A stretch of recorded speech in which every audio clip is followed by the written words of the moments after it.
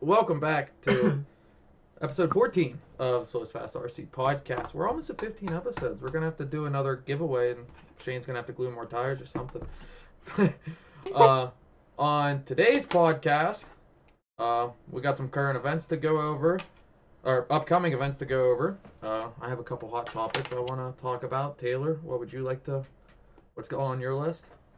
So the agenda in order is talking about the upcoming events. Then we're gonna We just heard interview Gavin, Kendall, and possibly Van. Uh, Van's around here. Van's around here. Van is getting interviewed for sure. Definitely recapping the last LCRC race. We're gonna talk setup between some of the races and stuff with a couple of you guys, and then Alex has got a whole bunch of hot topics and drama within the industry. Cool. Alrighty, so now with that, we are just going to go ahead and roll a disclaimer. Disclaimer.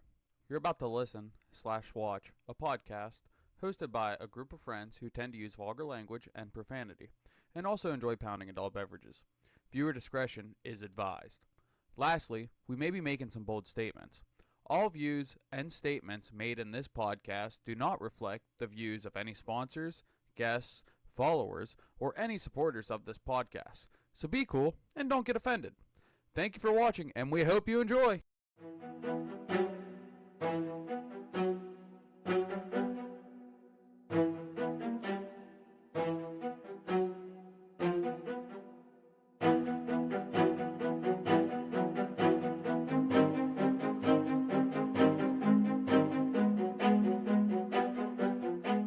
Oh my gosh!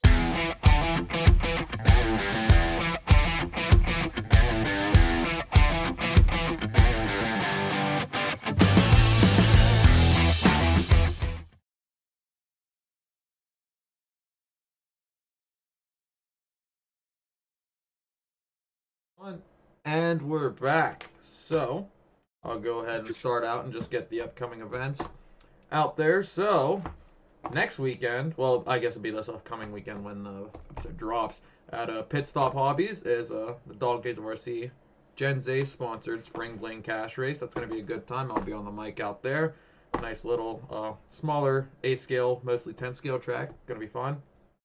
Also on May 30th, Rhythm is having a club race, Rhythm RC Raceway. Then on June 7th, we got WOCRC for their wide open crazy trophy race. I'll be on the mic there as well.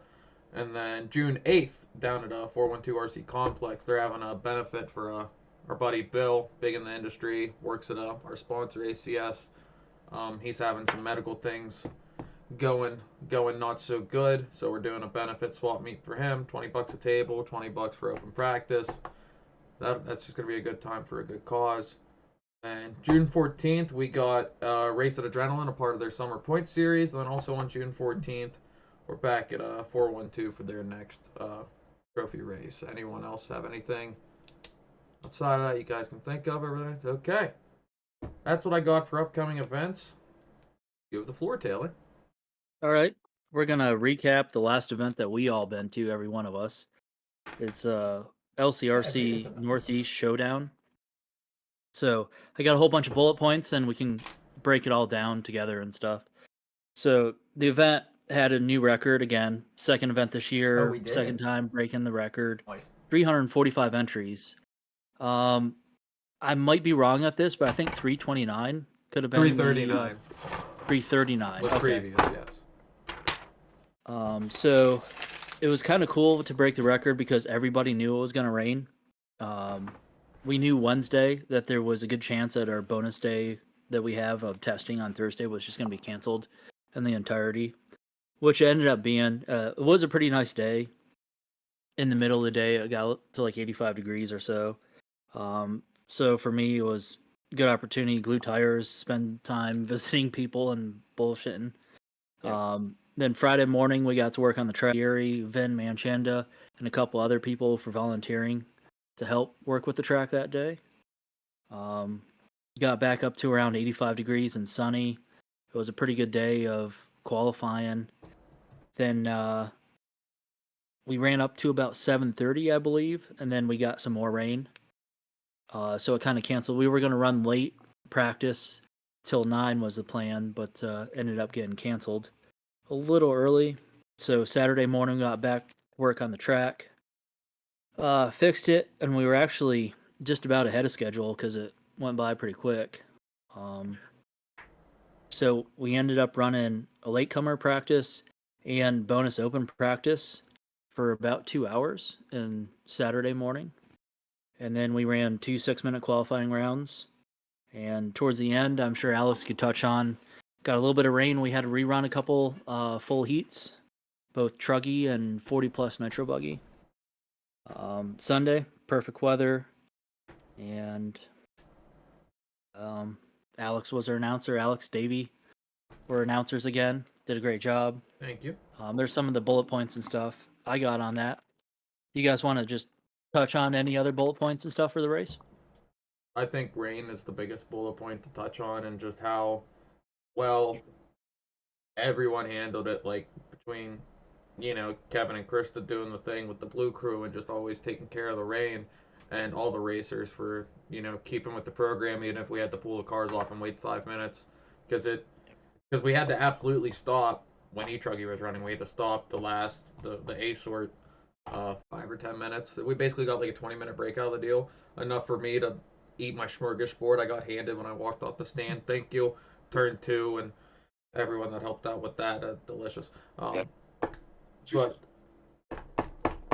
train of thought. Getting back on the tracks. Okay, so then we had to run E-Truggy back over again because of that, like you said, and then it rained again for 40 plus nitro, like you said. Had to rerun them, and then at this point, we were supposed to be done by like 10.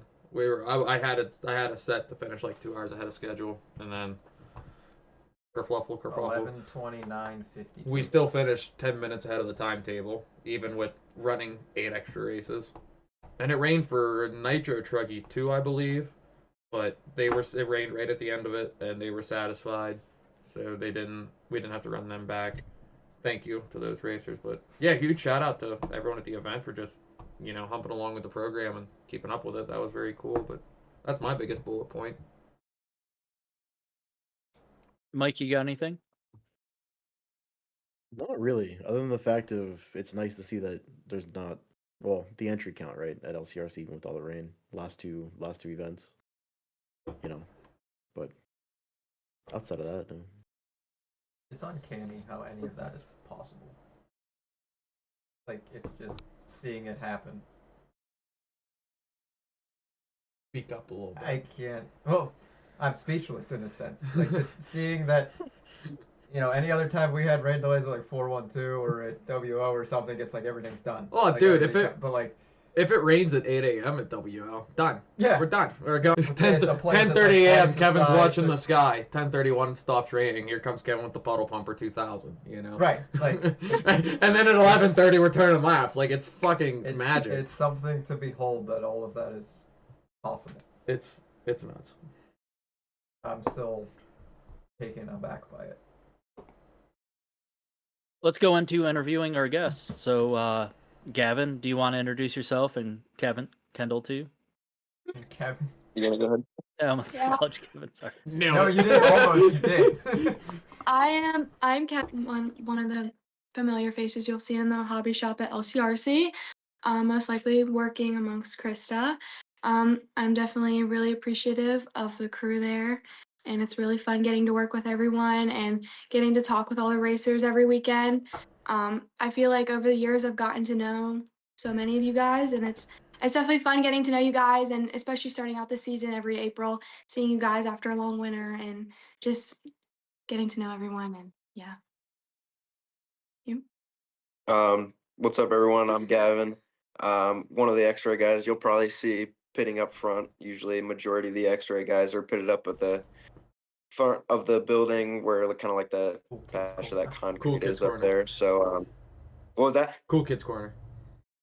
Yeah. Usually with the most trash on the ground as well, but No, we make sure to clean up after the weekend. Usually, you'll just find a lot of empty tire bags and a lot of whatever just laying all over the floor because we're always working. Yeah, we're always working, but we make sure to clean up after ourselves, so that's all that matters. But yeah. So, tell us about your experience at the Northeast Showdown, Gavin. It definitely had some ups and downs. Overall with the event, I was pretty happy just with kind of how it finished out. But yeah, just kind of ups and downs. My car was always good. I feel like I always made the right decisions as far as tires and tire compound and stuff like that went. Um, but as far as my driving, it just seemed kind of hit or miss sometimes. Overall, I was just happy to at least be on the podium when it was all said and done, and just kind of keep grinding for the next race. So, How come you didn't run e-truck? um, Van's looking at me because the whole weekend he was pushing on me to run e-truck. Yeah. Um, Well, you I were don't know. killing it at the opener, so I was So expecting it. You know. right. Um, I don't know. As far as e-truck goes, it almost felt like I don't want to say a wasted class for me, but with how e-buggy went last time, I really just kind of wanted to focus on that. Um, e-truggy wasn't really I don't want to say an easy win because obviously I had to work for it. Aiden and a bunch of the other drivers, Thomas, were obviously like fast. But that when it was all said and done was a pretty big gap. So I knew my truck was good for whenever I decided to race it again. So I just kind of left it on the shelf and really just try to focus on my buggy and try to keep improving on that and try to be towards the top in that class too and not just truck. So Do you have a big event like later in the year that you're trying to gear up to test and stuff like that and um save things for? yeah, so ideally I'd like to go to Wicked Weekend. I believe that's in July. July maybe. It's kind of around LCRC, so we'll kind of have to see how that goes. I think they're like a week apart. But ideally, I would enjoy making it out to Wicked Weekend. P&B is the only like race time event that I've been to, and it's always been super fun. So I'd like to get to a couple more of their events, and Wicked Weekend has always been kind of like another one on the bucket list for me. So So, how about both of you? Tell us your highs and the lows from the last event. I would definitely say the highs is to see everyone again and talk to everybody. I'm definitely a very social person, so I love meeting up with all my friends and stuff on the race weekends and just seeing everybody because everyone comes from different backgrounds. Um, I say a low from the weekend. I honestly don't know. I find race weekends to be pretty enjoyable. I'd say the biggest low is just whenever honestly anyone isn't having the greatest race because I want the best for everybody. Your battery dies or just something unfortunate happens. But honestly, most of the race weekends are mostly highs. It's just I think it's a really good time to prioritize just having fun, even if you're not doing the best, and just having fun with your friends and everything like that. Well, you, Gavin. um, so I would say probably the high for me was just that pretty much I felt like every time I hit the track, my car was pretty much I don't want to say perfect, but pretty pretty near perfect, I would say. I didn't really feel like I really needed to make any other setup change, or I didn't need a harder or softer tire or a different tread. I feel like every time I put my car on the track, it was always good, and I was happy with that. So that was really good because I find a lot of the times you'll hear people say, "Oh, my car was really good, but I picked the wrong tire," or "My shock oil was too light or too soft or too heavy." Stuff like that. I hear people say stuff like that all the time. So I was just happy that pretty much, despite whether the track was super wet from the rain or it was super dried out, I mean, we kind of experienced like every track condition you can get. It was like dry and loamy at one point. It was dry and high grip. It was wet and high grip. It was wet and low grip. Like we had everything. And no matter what, I feel like we always had a good setup on the car or the right tire, and it was just always good. So I was happy with that. Um, as far as the lows, I would say, I don't know. I mean, there wasn't really too many lows other than the fact that we showed up at what close to noon on Thursday and then just sat around pretty much the whole day with nothing to do because all the rain. So that kind of sucked, but we got tires glued. We got to hang out with everyone and mess around, got our pits set up, and just kind of did some last minute wrenching to kind of prepare for the weekend. So all in all, I would say, it kind of worked out for the best. So You talked a lot about tires. Do you have a tire sponsor, and what tires were you using over the weekend? yeah, so I picked up a J Concept sponsor earlier in the year, right after Motorama in February. Um, I left AKA a couple years back and just kind of did the whole privateer thing, kind of ran whatever I wanted, which was good, but you're paying full price for everything pretty much. So it got pretty expensive. And I don't know, majority of the time I always found myself running the JC stuff anyways.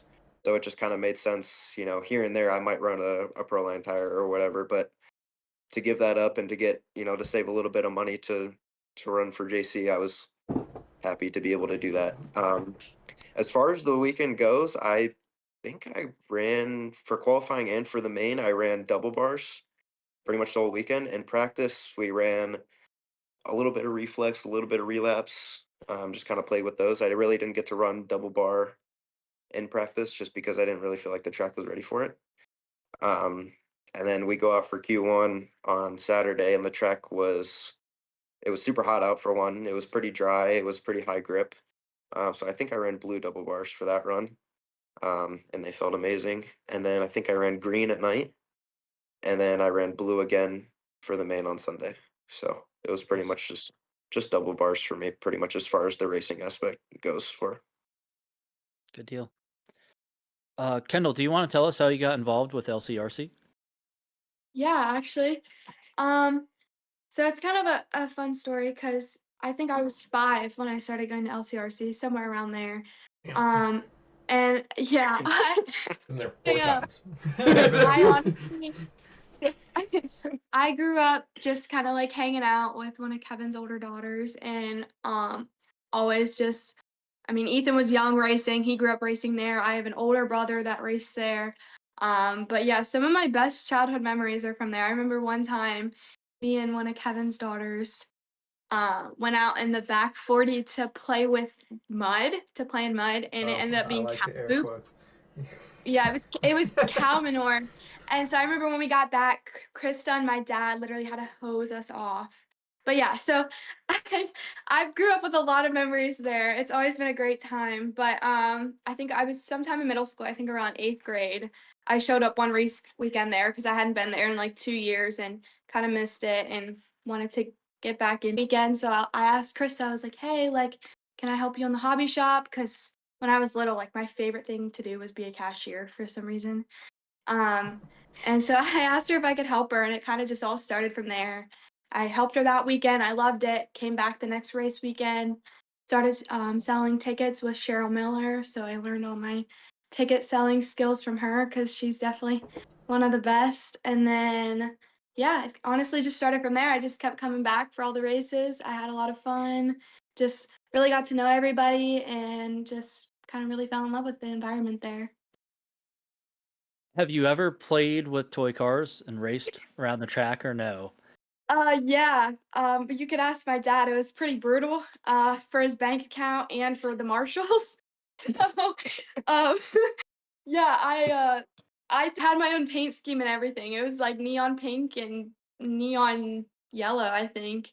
And like I said, it was brutal. I had a little bit of fun doing it, but I would start watching other people's cars and thought they were me.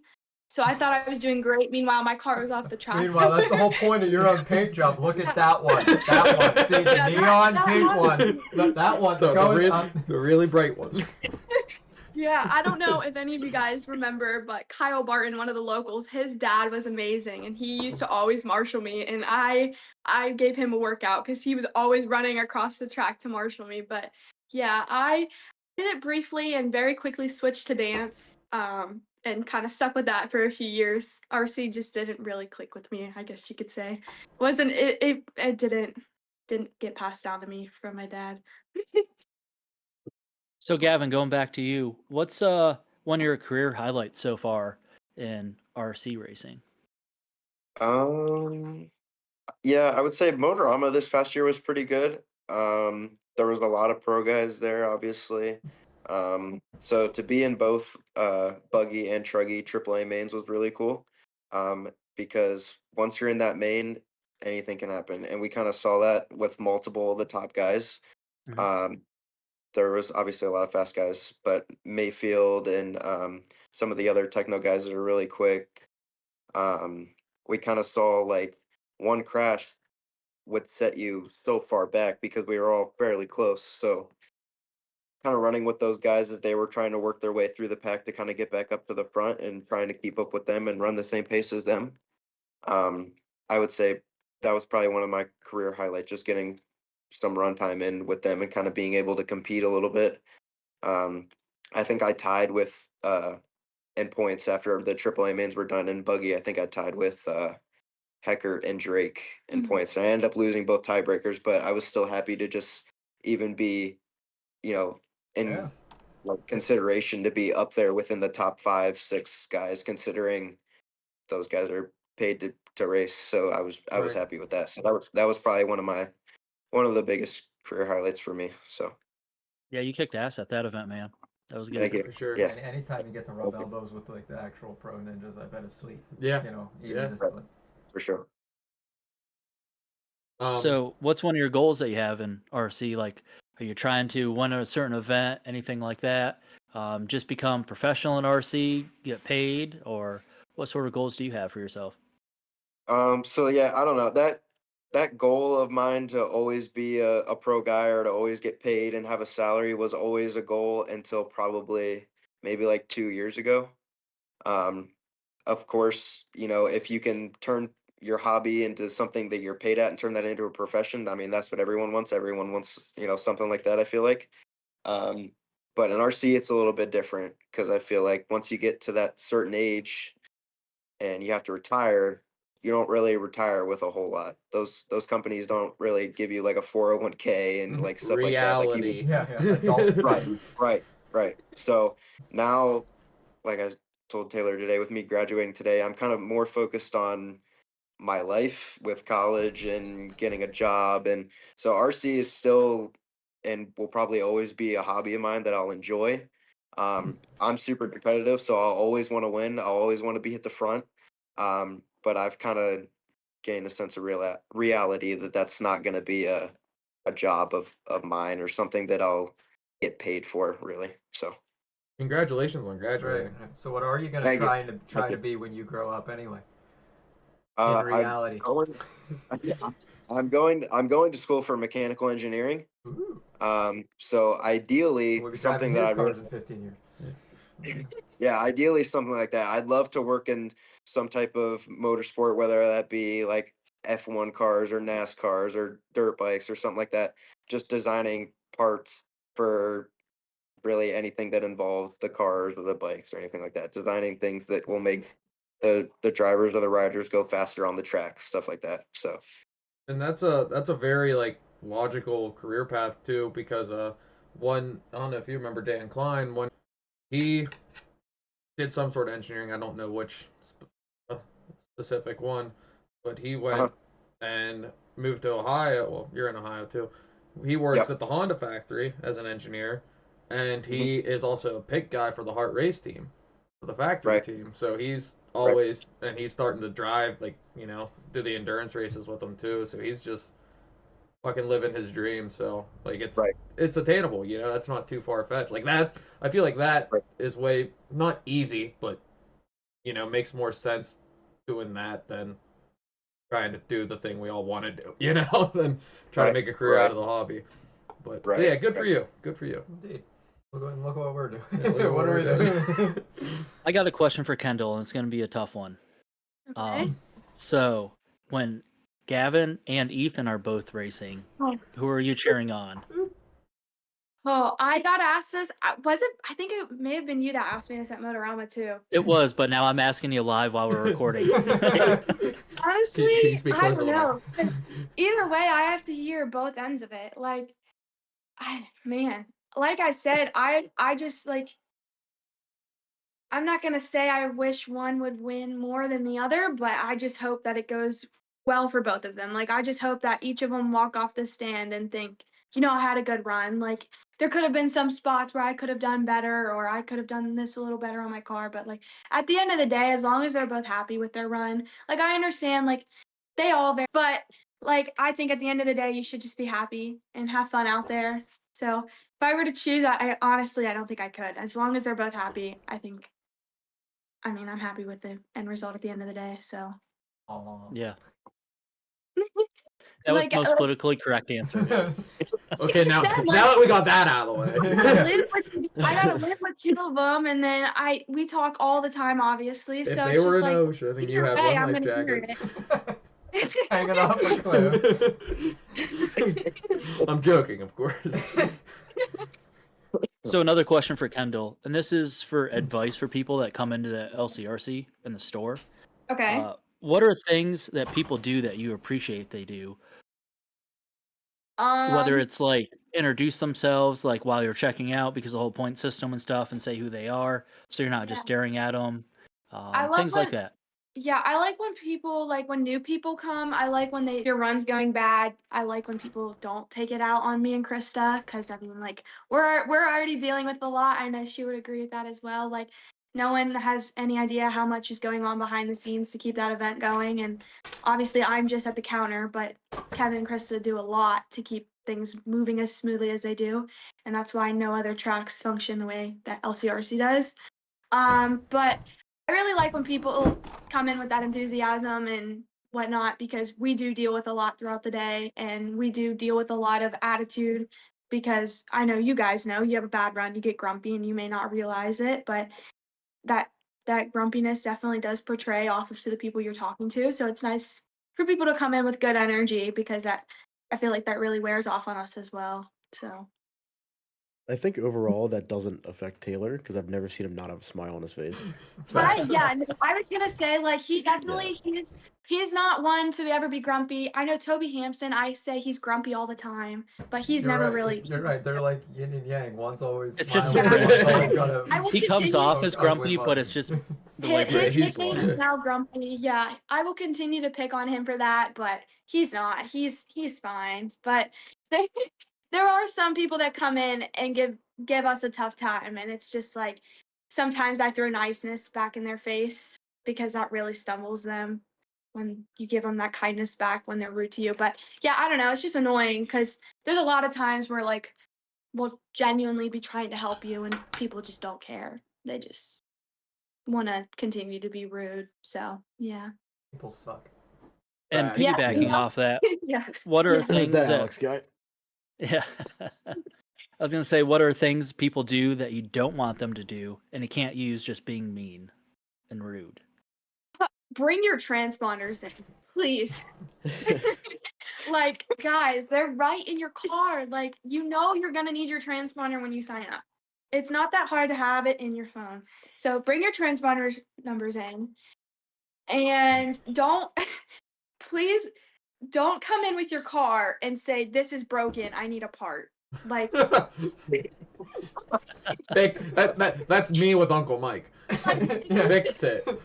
I hate to say this, because I know, like, in a sense, I am responsible for the shop when I'm watching it, but like, a lot of you guys know I'm very clueless when it comes to finding parts. So if you're capable of finding a part number for me to search, please do. Like, Part don't numbers just are key. Yeah. bring me your car and say it's not working. Like, I'm not gonna have anything to tell you. Sometimes Kevin will give a funny look as well. Like, try to figure it out a little bit for yourself at first, I think. And yeah. My recommendation to people listening is to bring their owner's manual with them. The instruction yes. manual. Paper books. It has all the part Paper numbers, Part numbers, paper. and they're listed. If you don't have a paper copy, look it up online before you even walk in the store.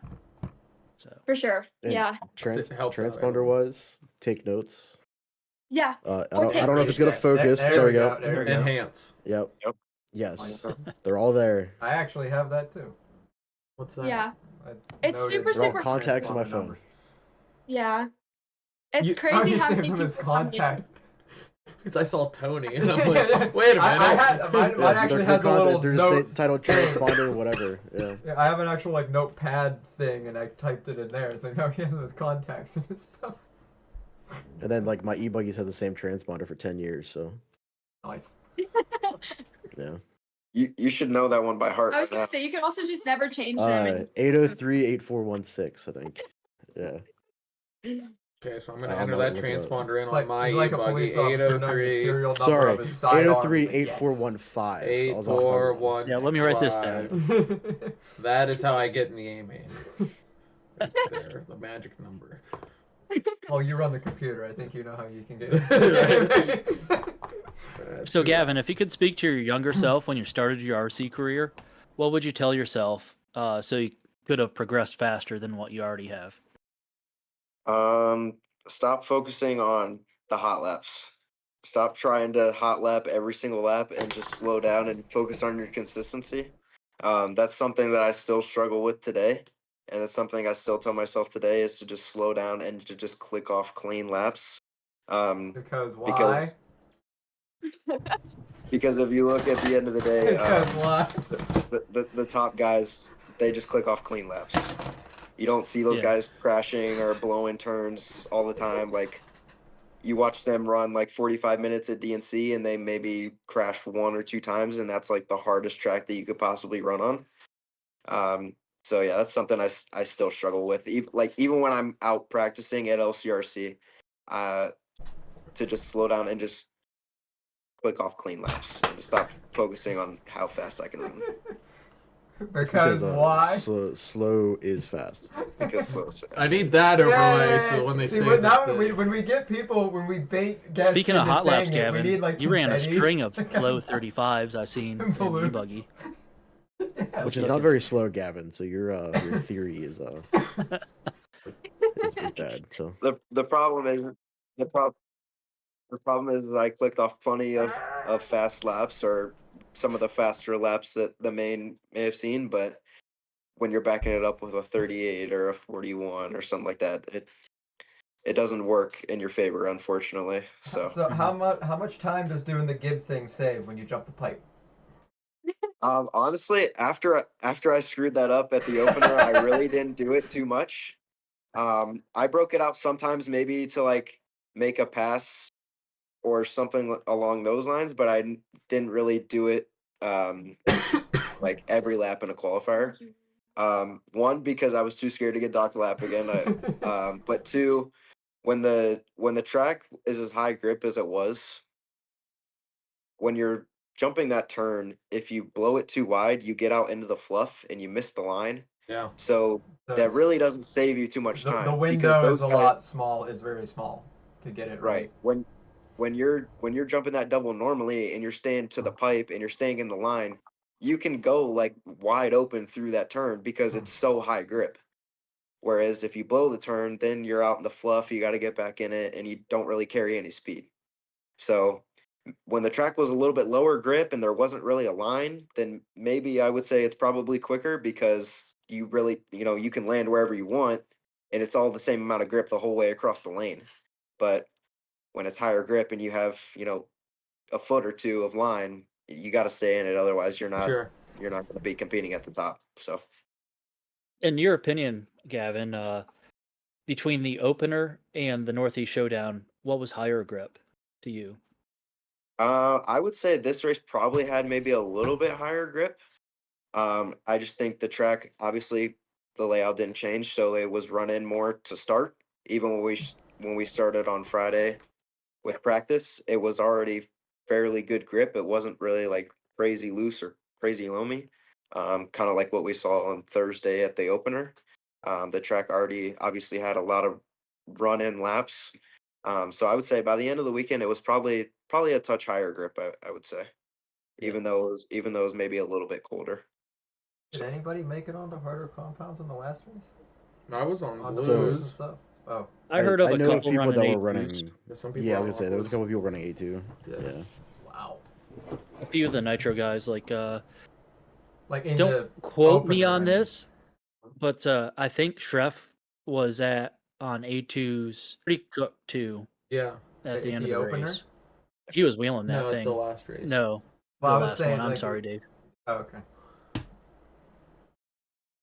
I think most everybody were on greens on the opener. Right, it was because so I mean, I much know cooler I and was, and damper. I know. I think I ended up on soft long wears on AKA side.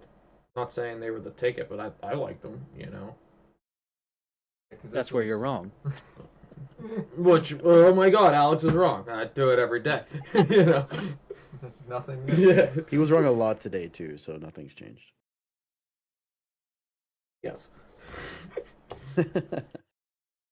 What event are you looking to this year, Gavin? As far as like one that I'm most excited for, Yes, sir. Yep. if I could attend Wicked Weekend, that's definitely one that I'm really excited to go to, just because it's a new place I've never been to. It's a new event I've never been to. So it most likely I'll be able to go, but if I can go, then that's definitely one I'm looking forward to most. I always have a really fun time at LCRC, but I'm there pretty much every month, so I don't want to say you get used to it, but you kind of like know what to expect and whatnot.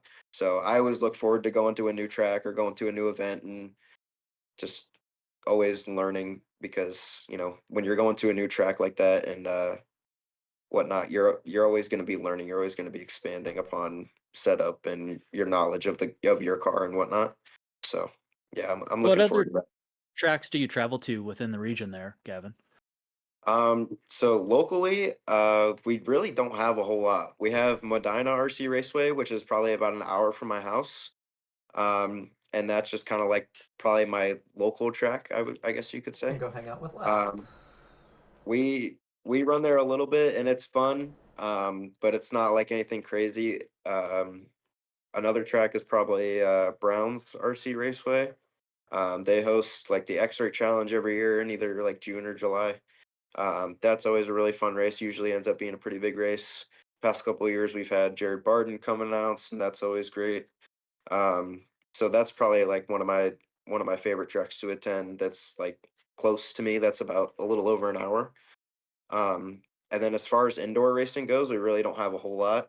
We have Race Inc., which is just a small indoor track, which is fun to go race. Like Joey Borden lives close to me, so we always go there and run, and that's fun just to have some friends to go mess around. Van's always there with us, so that's always enjoyable too. But yeah, not really a whole lot around me.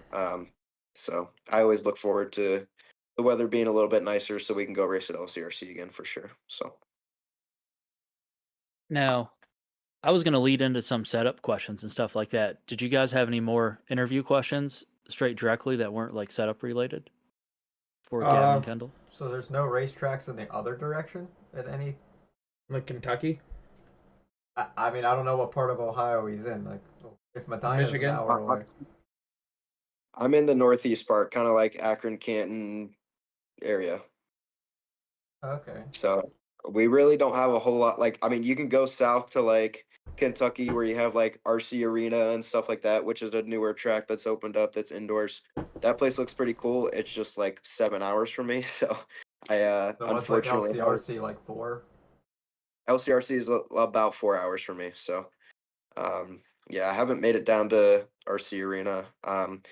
But yeah, I mean, a lot of tracks around me, it's a lot of like carpet racing as far as indoor season goes, and then outdoor. That's when you need a hotkey.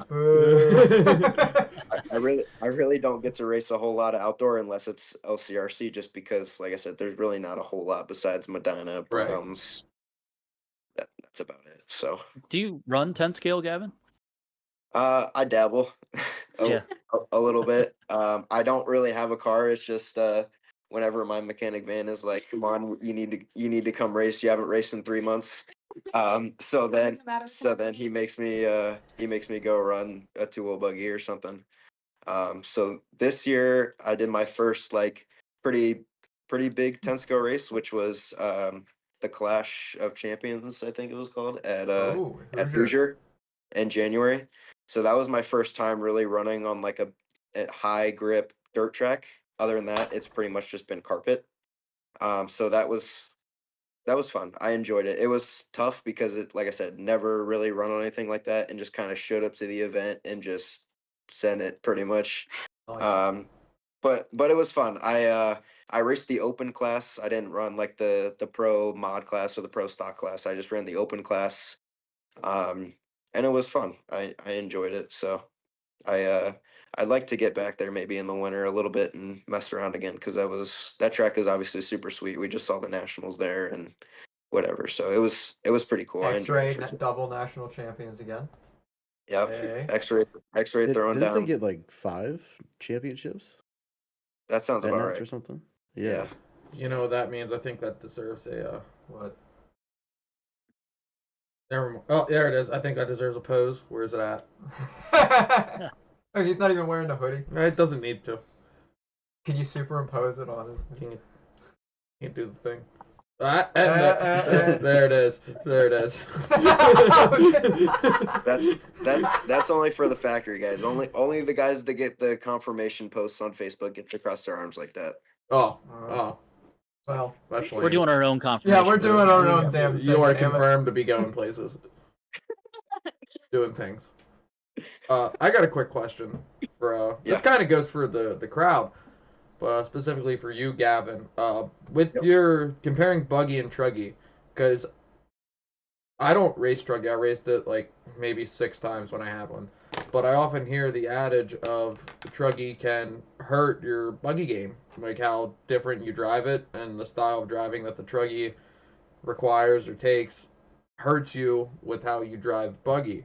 At your skill level and your experience, do you notice effects comparing the two in such aspect, or? I would say probably when I first started running truggy, maybe a little bit, just because the truggy is obviously so much bigger. You got tires that are double the size. You have way longer arms, shocks, whatever. So I would say the truck is a lot more forgiving. You can drive it way harder, and it may not get nearly as upset as a buggy would. Mm-hmm. So I would say maybe starting out, I kind of struggle with that maybe a little bit. I also find because the buggy's smaller and more nimble, it's more reactive. So you go in for a turn and it just has way more steering and it's way more aggressive than a truck maybe. I always kind of felt like an e-truggy was maybe a little bit more sluggish as far as cornering goes compared to a buggy, just because the buggy is smaller and nimble, more nimble. So yeah, like I said, I would say maybe in the beginning, I noticed a little bit of a difference, and it took some time to get used to it. But once you're kind of used to it, you're just used to it. It's just driving another car, really. Right. Cool. Do you guys have anything to add to that? I know pretty much. Not to that, no. But I have another question for you, Gavin. So, Yeah. I know you and I pitted for Joey for Nitro Main. I'm assuming you don't run Nitro currently. Not at the moment. Is there any plan of you doing that in the future? Just because, I mean, your skill level, you would think you'd want to reach from your class. You know what I mean? Yeah, I did for a while. Back when I ran Sprint a couple years ago, I ran Nitro a little bit. That was fun. And then when I went to X-Ray, I was just going to back the e-book for a while, and then I did Nitro for a while. And then I pretty much sold everything so that I could run right bikes, so that kind of just took over the whole Nitro game. I always wanted Nitro because I know how much it is. I know that's the premier class, but it just pretty expensive to run Nitro. And now that I've pretty much sold, I have like next to nothing as far as Nitro stuff goes. So to get back into it is like Starting over. a ton of. Yeah, it's just like starting RC again, basically, and that initial investment is pretty expensive. All the paraphernalia, you realize, oh crap, I need this again, I need that again. Right. I mean, I literally have nothing. I don't even, like, you can look at my box and I probably won't even have a glow plug. So I got it, like, I would have to have everything all over again. So with me being out of school now and transitioning into college, it's not really in the cards at the moment, but those loans are coming for you. Son. Yeah, right. I won't say that it'll never happen again, but it's just not really in the cards for me at the moment. So fair enough. Totally understandable, by the way.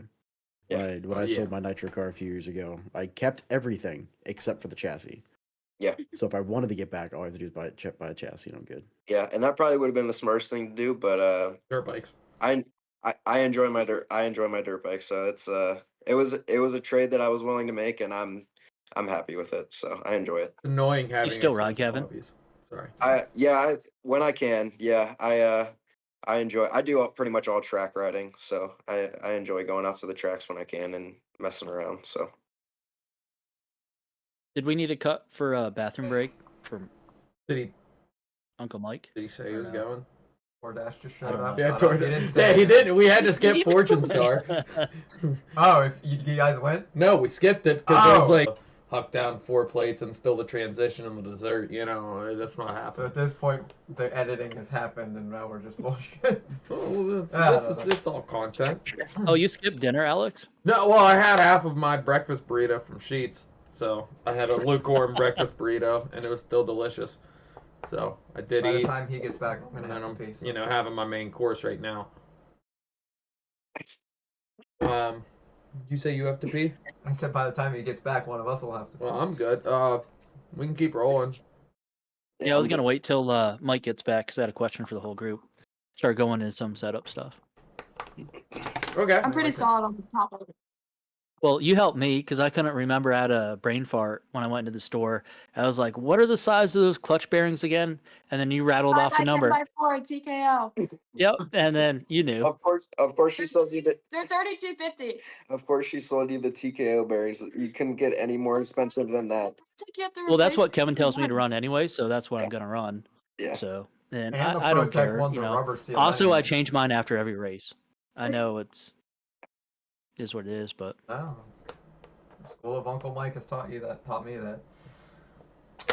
I don't listen well at the school, Uncle Mike, because Clearly you don't. my shit's still in the car from today, which I'll get it out tonight. But I had my whole hobby room, since I got the printing thing, it just looks like a 3D printer threw up in this whole room. So then I'm like just picking up spools of filament and trying to print ABS just turned into making spaghetti. I just forgot to put the fettuccine on it, Anywho's. And by the way, Kendall, I did end up buying 50-50 tickets at some point, so I got them off of. I'm glad to know. I got them off of Krista. Sounds good. I was gonna say we both sell them pretty hard. So. No, it was like what, $5? Was it $500 pot? Oh, it was 900 total. So Yeah. 900 something. So it was around 500. Yeah, that's what I thought. Yeah, it was. And it went to I learned Steven. after this past race weekend, I came up with a brilliant idea of let me go sell tickets at the drivers meeting. Everyone's gonna be there. Yeah, turns out nobody brings their wallets to the drivers meeting. So I just stood there. I was like I don't understand men. Like they never have their wallets on them. That's the other thing for the hobby shop. Please come into the shop with your wallet because the amount of people that come in, grab the stuff they want, put it on the counter, I scan everything, and then they're like, "Oh, I don't have my wallet." Oh, now that's dumb. Yeah. Well, I know. Yeah, If I'm you- like, come on, guys. I know for me, like the first go around when we did the cancer, like first of all, you can't you put your wallet in your back pocket. I'm pretty sure 99% of men do that. But like if you sit down with the wallet in your pocket, then your hips get offset, and then you got scoliosis and your spine's a question mark. Sciatica flares So up, you and then- set it down on the pit table, and then you're doing pit things. You're hanging out with your buddies, and you're having a good time. You're like, ooh, I need tire glue. Let's go to the You just hobby get shop up and and get go, tire you know. glue. Here's my tire glue. Kendall, here, scan it. How much do I owe you? So basically, Kendall wants a wallet in pound. Just use Apple Pay. Apple Pay is the fix. Welcome back, Mike. Dude, so it's been years since I've had one. I just had a horrible leg cramp. I just had to get up and walk around. It's so random. Well, at least we didn't hear. It was like right in the bottom of my thigh, dude. Yeah. Dude, You gotta Oh, eat your that nanners. sucked. Yeah, eat bananas, drink Gatorade. Something. Dude, I eat bananas all the time. I always eat bananas. Really? No. I had cramps one night at the race. I had cramps. I had That's like just the one top in each bunk. leg, and I'm in the top bunk, so like there's no room. Chris was I'm getting like- shin splints from the floor couch. I bet. He said his feet were dangling. I off thought it. those were just pillows. So I went to try and lift them up and put them on the thing, and it just like clicked. And I'm like, oh, this is furniture. Okay. are we ready? And we're back. Yeah, When did we're we back. leave? Yeah. So I wanted to ask the whole group a question because we've all had the opportunity to run the same layout twice. I want to know what everybody did different to their cars setup wise between the opener event and the Northeast Showdown. Let's start with Alex.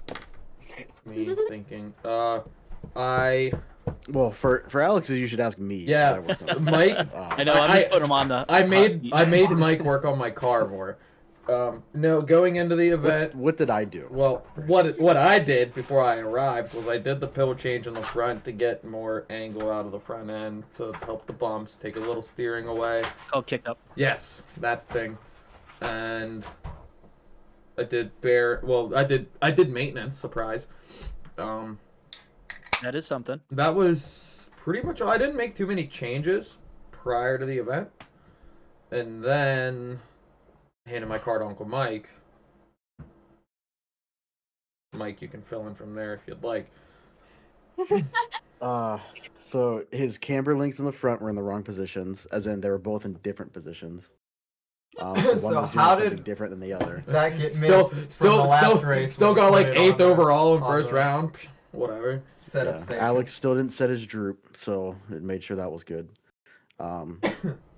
He didn't know it, but he had a good run. Oh, when Q1 or my Q2, tire was whatever it coming unglued, yeah. He also didn't know that his Yeah, piston yeah. So he decided- brought a car over to me with 4 tires that I pulled off the wheels, so I had the sand. I thought it was and only re-glued all one. I 4 said tires. Mike glue. And... No, I sat there and washed them, and I literally peeled them off the wheels. So I re-glued 4 tires. Were those ones? It was like... The shaft anymore, so it was literally just a spring. And So was I- it the we had same to one rebuild that a you shock. fixed the last race? No, that was the super light. That fell apart. Oh yeah, that was a Oh, short course. oh, Yeah, yeah. okay. Literal Yes. same problem, just different cars. The exact same problem. The nut came off the top of the piston, and Yeah. the piston was inside the Like shock with body. Gatorade. So a Is it an 9-line. issue with like the techno nut just not staying Yeah, the secure? techno nuts no right lock here. plate? Yeah. What is the No, problem? no, Loose it's nut it's behind not the wheel. car. Loose nut Techno behind nut. the wheel. It's not the car at all, because in 9 years of me running the techno car, I've never had that happen. It's the lack of use of thread lock. Okay. On the car. And today, when we were at the track, he was tightening the same exact shock standoff that was also loose at LCRC that I told him to put thread lock on. Yeah. And he's like, it's tight now. Yeah. Mike's like, if it keeps coming loose, isn't that like a problem? Shouldn't you fix it? I'm like, no, see, it's tight now. Look, that tight. You're done. Fixed. There's no problem. But yeah, no, other than that. So that was me. Yeah. So would you want to move on to Davey? Then we'll move across Yeah. my Do screen. this Go to window. Gavin next. and then- yeah. So when it comes to changing basically tires, I found myself on completely different tires this time around than last time. Last time I did I've done a good job both times. I've just kept the same tires on both cars. Like last time race was green reflexes the whole weekend. I just left them on there. It's like I'm not even gonna bother. And for some reason this time I found myself on something exotic. I put on slide locks. And this was the first race where I actually changed compounds. So I started out with M4s, and then when it got hot, I put on the M3s like you're supposed to do. So, and literally, first practice, first time I had my nitro buggy on the track, is the first time its balls dropped. So that was also the other thing that changed. My nitro buggy actually, went through puberty. And became a big nitro car now. It became a real engine. Yeah, it became a real little engine that could now. So so that was basically the only 2 things that changed. What about you, Gavin? Not a whole lot changed. I really don't find myself changing a whole lot track to track besides like maybe shock oil just based on grip level and temperature. I feel like our cars have a pretty good base setup, so we just kind of make really minor adjustments from that. The only thing I really changed was I went a little bit thicker in the front and rear diffs just because I kind of expected a little bit more grip out of the track compared to the last race. But yeah, other than that, it was just playing with shock oil throughout the weekend based on, our late night Q2 qualifier and then back to, midday when it was the peak of how hot it was for Sunday. So it was really just shock oil really after that. So How thick of fluids did you end up on as far as diffs go? so I ran, I believe 10-10-5 in my diffs, which is about normal, I would say, track to track. We really don't go too much thicker than that unless the track is like a blue groove, like really high speed, high groove track, then we'll go a little bit thicker. But yeah, anywhere I would say like we usually run like 7-10-3 or it's like 10-10-5 usually is kind of like between the two. So that was the difference between the opener and then this past race. So How many gears did you run in your diff? 'Cause that's apparently something people That's do a thing now. now, yeah. That's a popular thing that the techno guys are doing. Me personally, I haven't really messed with that too much, at least in the buggy. It's always been 4 gear for me. So Are you guys pretty far from what the base kit setup is and the X-ray stuff, or because I I, would say the techno guys seem to be pretty far off, which is fine. Build the I car. The was just kit setup curious. is the greatest thing in the world. Where are we at? All the way up. I wouldn't really say a whole lot has changed. Maybe just some like different, like pill positions and whatnot are different. Maybe, and then just Diff oil and the your shocks. regular like diff and shock oil is just different, just based on the track, how hot it Yeah. is, the grip level, stuff like that. But I feel like as far as like base, like camber link positions and where your shock standoff is mounted, what hole the shock's mounted on the arm, stuff like that, I feel like all stays pretty much the same. Geometry where all the pills are in the arms and stuff. Right. Yeah. So All right. What about you, Mike? So going into LCRC, there's one thing I wanted to try was just thicker diffs. So I did. In buggy, truggy. Honestly, I was gonna try. Very very close. Okay. Yeah, all the links and stuff. That's all kit. All the pills are kit. Diffs are different and shocks are different. Gotcha. Diffs are heavier and the shocks are completely different. Except for the springs, kit springs. But you do the pistons in the truggy? Yeah, the VRP 20 hole. Yeah, I did. But so yeah, the truck has just been getting a lot better. Just me learning how to drive it, honestly. 4 times now. I'm pretty happy with it. So, in e-buggy, yeah, I just I raised the center diff. Pretty much everything else stayed the same until I talked to Joey after practice. He told me to try a couple of things to get a little bit more out of the car. Changed the caster blocks and rear springs. So, and it really made the car come to kind of to life. So it added a bunch of steering that it didn't have and was still pretty easy to drive. So I was happy with it. You go to a stiffer rear spring, I'm guessing?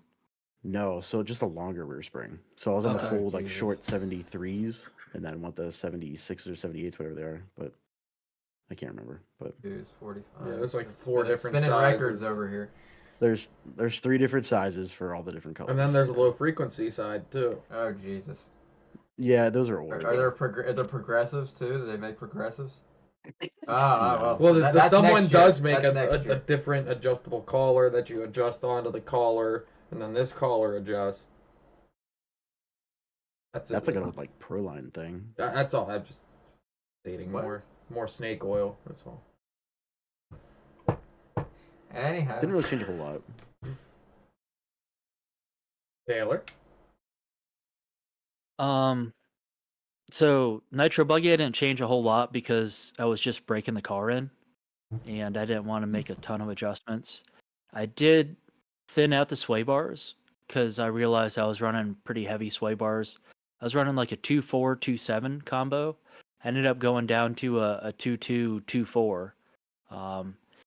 I like the 2.7 in the rear for the sweeper, but then I was giving up a whole bunch of grip and some other portions in the infield of the track. Yeah, and I'm sure Harry's section.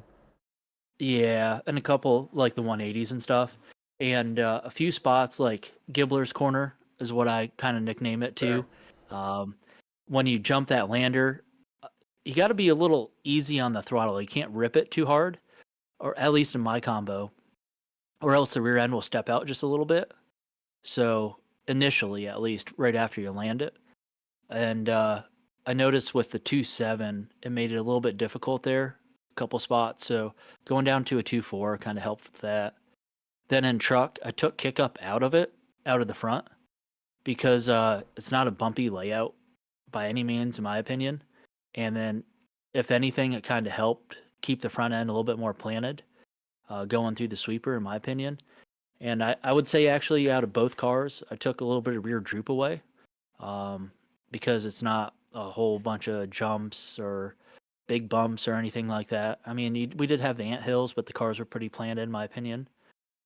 taking the rear droop away kind of helped me drive into the corner on brakes a little bit more aggressive, where it wouldn't kind of front nose over quite as much as what my goal was. And my truck was pretty dialed as far as that went. I didn't make a ton of other changes other than that. I might have added like a little bit of rear toe in as well, just because it helped for me on the straight and the sweeper. And with the lack of 180s in the track, I wasn't pushing too hard, so I just kept it in. That's how I feel. What about you guys in hindsight now after the event's over with? Is there anything that you wish you would have done differently? Everything Mike did to his car. Drive better. Yeah. Drive better. I ran harder tires this time. I wish I ran harder than I thought I should have been running. How hard did you go? Oh, I went to how softs, hard did but, Mike get? like, so the way ProMotion works is they have old compounds and they have the new T compounds. You just got like there and you're already super talking softs. about old compounds? Wait a minute. Come on, it's acting like he's been there forever. 4 times. 4 races. Right. So they have like super soft and then T1, which is their new super soft, and then soft and T2, T3, T4. Right. So I ran softs in the buggy main when I think I should have been on T2, which is slightly harder. So like it's another time where in a 10-minute race I pretty much went through a whole set of tires. So to where they just got a little squirrely, but Alex, Davey, you guys up there? I did. If you would have asked me this morning, I would have said I have like minimal, if anything, to have done better, other than just drive better. Everyone's adage. It was today I did a whole lot of learning, and a lot of coming to the light, in a sense, turning a new page, and just my knowledge. And so now I want to change fucking everything after today, which would benefit everywhere. Nothing. No. So I don't know. No, I mean, I don't know. Just drive better, basically. Like, I mean, there's a lot of stuff I've done to my, well, not a lot of stuff. There's some stuff I've done to my e-buggy that's like, when you think about stuff and things, this is something I should change, for grip or the smoothness or bumpiness of track or whatever. And I might, if I'm bored, kind of copy all that over to the nitro buggy for shits and giggles. But yeah, other than that, just next time I'm gonna drive, it's gonna be in a month anyway, so none of it's gonna matter. So just drive better. Gavin, you got anything? Not really. No, I was pretty pleased with my car, and even in the main, when it was all said and done, like I said, pretty much every time I put my car on the track, I was pretty happy with the decisions that we made before the run. If we really made any changes at all, or whatever tires we decided to run, I was happy. Honestly, just drive better, just be more consistent was the only thing I could say. Felt like I had the speed to be at the top or battling for a top 3 position, but I qualified like 6th or 7th or something like that. So by the time I got up into 4th and was kind of like trying to catch up to the top guys, it was I just didn't have enough time for that. So when you're running the same speed as those guys, you can't really track them down if you're not qualifying right behind them or right there in the pack with them. So when you're, like I said, when you qualify 6th or 7th and you make those passes to get up into the top 4 or 5 or whatever, and you're running the same speed, you can't really run them down because those guys have already been checked out essentially. So yeah, just driving more consistent and try to qualify a little bit better so that I can be in the mix from the start and not have to try to work my way in. So What are you doing for maintenance in between your races, Gavin? everything gets torn down, everything gets cleaned, arms get trembled out and cleaned out, blown out if there's any dirt or gunk or anything like that in there. Make sure the hinge pins are moving freely in there. all the diffs get stripped down, everything gets, all the O-rings, the out drives, everything gets cleaned, re-greased, fresh oil. Shocks, just really, I don't really prep the shocks or do anything to the shocks until I get to the event. I usually just kind of drain out the oil and make sure they're cleaned out. There's no dirt inside of them or whatever. Obviously just make sure there's no like broken those plastic hats. Make sure the shock shafts are straight and not bent, stuff like that. And then usually when I get to the event is when I'll actually put oil in the shocks when I decide how, depending how hot it is, then I'll decide on what I feel like I should run, and then I'll bleed the shocks and, do all that. But yeah, as far as maintenance goes, everything gets torn down, cleaned, inspected, rebuilt. So Cool. That's all I got right now. Would we like to go to commercial? Sure. Take a little break. Sure. All right. So we are going to roll the ACS clip down in Monroeville, Southwest Pennsylvania, Greater Pittsburgh area. Go see our friends at ACS Hobbies for all your hobby needs, all sorts of stuff. They got the mini off-road now, running the micros, micro off-road, the micro Bs and the Ts and the SCTs and the Ds and the As. And all the hack fab. And the hack fab stuff. Yes. So here is the commercial. So, how do you hobby? At ACS Hobbies, we've got everything to fuel your passion and spark your creativity. Whether you're into RC cars, model trains, boats, or planes, we have a huge selection of kits, parts, and accessories. Need paints or tools? We've got you covered. Test your skills on our RC crawler course or race on our oval track. There's always something fun to do. Plus, discover an awesome range of games for all ages. ACS Hobbies is your ultimate destination for hobby enthusiasts. Visit us today and start building your next adventure. And we're back. Minute 10. Oh, you don't have any. Note the time. Before we get into hot takes, the only other thing I wanted to talk about or bring up is I see Aiden Horn is now running the short techno rear style springs in the back of his buggy. You guys see that too? No, I missed that. Yeah, down at Thornhill right now. You guys probably haven't been watching Thornhill. Gavin, you're shaking your head yes, so I'm guessing maybe you're watching a little bit of the Thornhill race.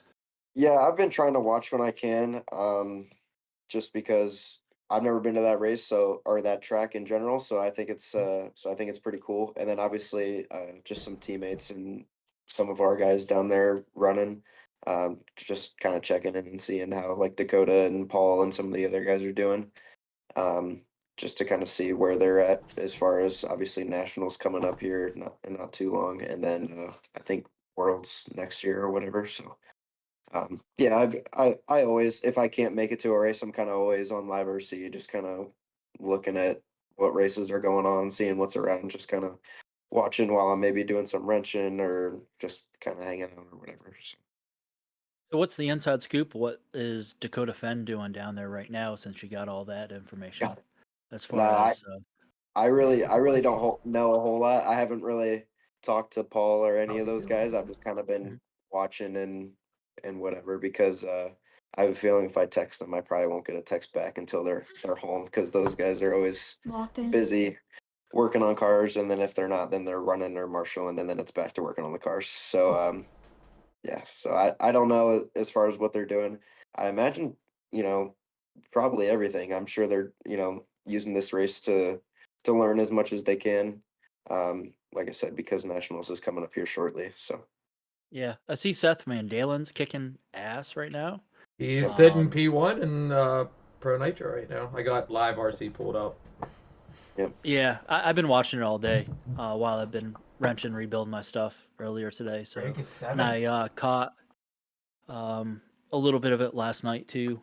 So he's kicking butt. Of course, Fend is up there. B Rose is doing good, and Mayfield's just sitting outside of that top 3, I think, right now. In Pro Nitro, he is third. Third, all right. B Rose is TQ for Pro Electric. Yeah. Isn't that I wonder if Brandon he's versus, running like, short home tracks. I mean, it is Texas. Yeah, I think he's down that way from Texas. Yeah, I was gonna say I thought he was in Texas a lot. Yeah, or he but lived in Texas is or also something. really Yeah. big. It's twice the size of the Northeast or something. Like, I believe they're running silver compound double bars. That is what I heard. Yes. Yeah, Yeah, it's kind of like I the know hot tire right now. promotion wise, they're all on clays too. Yeah. So that's all I had about what was going on right now. I wanted to bring that up. What do you got for well, drama in the industry, Alex? real quick, on top of Thornhill, is Thornhill a part of our point series? It's not, right?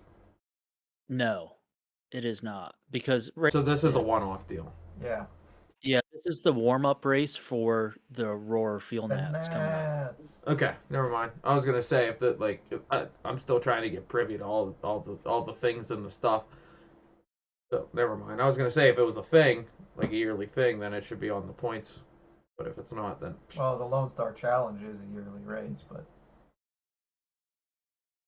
we can get into that later. that's your Privately. problem. But the Thornhill, the Dirt Lone Star Challenge 2025 is one of my hot take topics.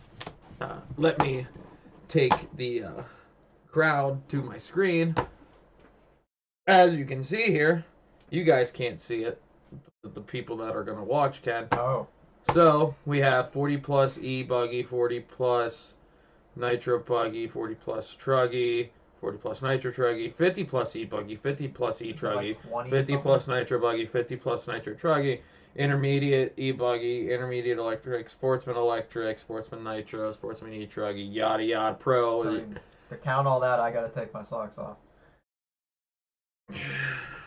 Hang on, I gotta put it back on Discord. Disclaimer. Oh, that's the okay. What are we doing, guys? I know what Like, you're doing. okay. So this is me getting real. I can see the need for 40 plus. Okay. Taking them entry fees, son. I can see the need for 40 plus. Okay, that makes sense. You know, I get it. And pro is needed, right? Sportsman's needed. Intermediate's needed. And what I'm noticing as a trend, the sportsman we're used to is really like intermediate. Okay? And then the intermediate at like the Thornhill and the race time events is really like the expert around us. Right? And then pro's pro. It's easy to explain. Okay. I understand, especially for these large events. I mean, you can find out how many entries they have. 352. Well, I kind of thought it'd be more. 152 drivers. Yeah, so like How many did we have? 349 or 341. 345. 345. Thank you. Okay, so point is sportsman, A scale novice, just like LCRC does it. One class, run your buggy, your truggy, whatever. Electric is LCRC even electric only, or is it whatever you want to run and it just trends on the electric side? Anyone answer that? I think it's whatever you want to run, but I could be wrong. Yeah, I was gonna say I feel like I've seen people run like a nitro buggy or a nitro truggy Okay. in that class. Which is perfect. Yeah. It just seems like it's always Electric. electric. Which makes sense, you know. Right. So, okay. We don't need fucking 5 sportsman's classes. We don't need 5 intermediate classes. Like, I don't. This whole everyone needs a trophy thing, it's starting to seem, and I'm just going to say the things on my mind. Bold statements. Yeah, it's seeming like, especially with 50 plus, like, guys, what are we doing? You already got a 40 Getting plus. older, class. that's what we're doing. So, like, sorry. Okay, so now we need an under 25 division, or 25 and under, because I want my own class. You know, I mean, the Nats, they do it an under well, 15 or an under 16. well, that's a youth class. Again, that makes Age sense. does not dictate skill level either. But okay, so now we need a class for people that are left-handed, and then we need a class for people that are right-handed, and then we need the are you 39 and a half or are you 39? And like When you're born on a leap year, Yeah. we need that class. Yeah. To When is it gonna stop? Is my point. It seems like if we look back 10 years ago, it was just like intermediate, pro, and open. And then just sportsmen. right? I think it's a very generational thing, and I think they know they can get a lot more entries if they hand out a couple extra trophies because there's a lot of trophy racers. Pacers. Yes, and you're completely right on that, Racers, Kendall. There is definitely a money thing involved there. The more yeah, because classes you offer, especially 40 and 50 plus. So this I mean- 52-year-old can run 40 and 50 plus in theory, I assume. I mean, I don't know the sign-up Yeah. rules for this, but okay, Right. so right there they can run 2 classes, Is and the then dirt intermediate. the dirt the people that have the Drake rule, or is that the race time people that have the Drake rule? I think it's the race time people might have that as well, but I think it's the dirt crew as well. I think both What is Are the they Drake rule? both have that. Well, the Drake rule is that Adam Drake is over 40 years old and he can sandbag and go in 40 plus for extra track time and testing, and they don't like that. Yeah, it's like if you run 40 plus, like if you run 40 plus, you can't run the pro class Or as well. if you're So, like, running pro, you can't That- run. Yeah, or something like that. That's right, yeah. that's fair.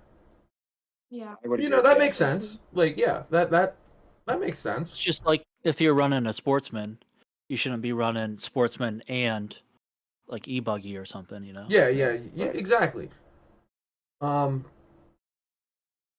Yeah, what's next? I guess I don't know. A, we're getting out of hand, and B, what's next? It is. I mean, I'm sure somebody would have to think of it more than can.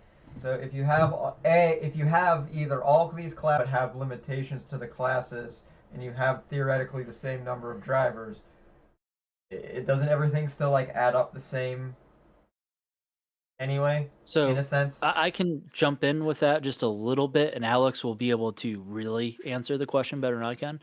But today, watching the live stream, there were a couple races where they didn't have enough people to cover all the marshal spots for the following marshal. I feel like maybe if they combine some of those classes together, you would have fuller heats. They want to have the race announcer calling for 5 minutes for people to go out there and volunteer to marshal, which happened almost every other race. I think that would help speed things up through the day. Alex, being actual race director, he could chime in with the times that you can either lose or gain in between races, just getting marshals and things like that, or your opinions of combining classes Well, or less classes to fill up the time. I'll use WO for an example. I've seen it over the past couple years a lot because we do 2-wheel and 4-wheel 10 scale buggy, 2-wheel short course, and oftentimes it's like 2, 3, maybe 4 people signing up for each of the classes. And even if it's 2, like if it works out, like I don't want to turn if someone wants to run their car, I never want to turn them away from that. I want to make Yeah, sure if they're everyone paying money. Yeah, I want to well, yeah, but I want to make sure everyone has the opportunity to have fun and run their car. So like if I have 2 wheels and 3 2-wheel short course trucks, okay, bam, I'm going to put you guys together on track at the same time. And when you combine the classes, Lifetime does a thing where it'll put like 2-wheel buggies up here and then 2-wheel drive short courses down here, so it scores separate. So then you can even a trophy race, you can still provide trophies as needed, and it makes it super easy. But they're going to be able to race on the track at the same time. This relieves us of marshal issues that you're just talking about because now we have 5. Like if the layout only needs 5 marshals, then we get the 5 marshals right there. We save 5 minutes each round in qualifiers. We do 5-minute rounds, so we do if we're doing 2 qualifiers and mains. Now combining them, we're saving 20 to 30 minutes in the program when you mix in getting cars on and off the track. So that's just combining 2 classes. And then if we're combining 4-wheel buggy and mini truggy, and especially if we end up putting them all together because there's only a couple in each, so now it's 8 cars. Yeah, they're 4 different chassis, and yeah, it gets a little weird because now it's like, well, I was battling for first with my 2-wheel buggy against the other 2-wheel buggy, but then this mini truggy got in my way. Happened to me before. Deal with it. Sorry, like that sucks, but we also want to get to bed at a decent time tonight, like. But that's race director standpoint, so that's awfully biased because my job is to run the smoothest program I can, wherever that is. Did that answer your question? Gavin, what are your thoughts about all these classes? I don't know. I agree. It's a whole money thing. They want more money, which everybody does, of course. But yeah, it's definitely not needed. I don't think. If you go and you look at like the nationals, there's one nitro buggy class, there's one e-buggy class, there's one truggy class, and so forth. And then they might have, I think they have maybe like a 40+ class or something like that. But I really think that it really should just be that. Um, People will say like, well, if there's only one e-buggy class, then you have intermediate drivers mixing with pro drivers, and then it ends up being intermediate guys are either getting in the way or they have to pull over For the first every lap. wall. Yeah, you Not race, a you will resort go every where you round. belong. Yeah.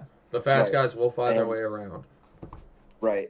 And I would agree. Generally, the fast guys will always like kind of find their way around. I really don't think you necessarily have to pull over all the time because the slower guys will either make a bobble and kind of blow a line or they'll crash or whatever. But I think part of that too is like all the big races I feel like will do one, couple minute, they'll do a 3 or 4 minute seating round.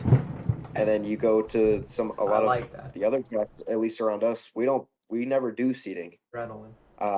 So I at least the tracks I go to, like we pretty much never do seating. Never.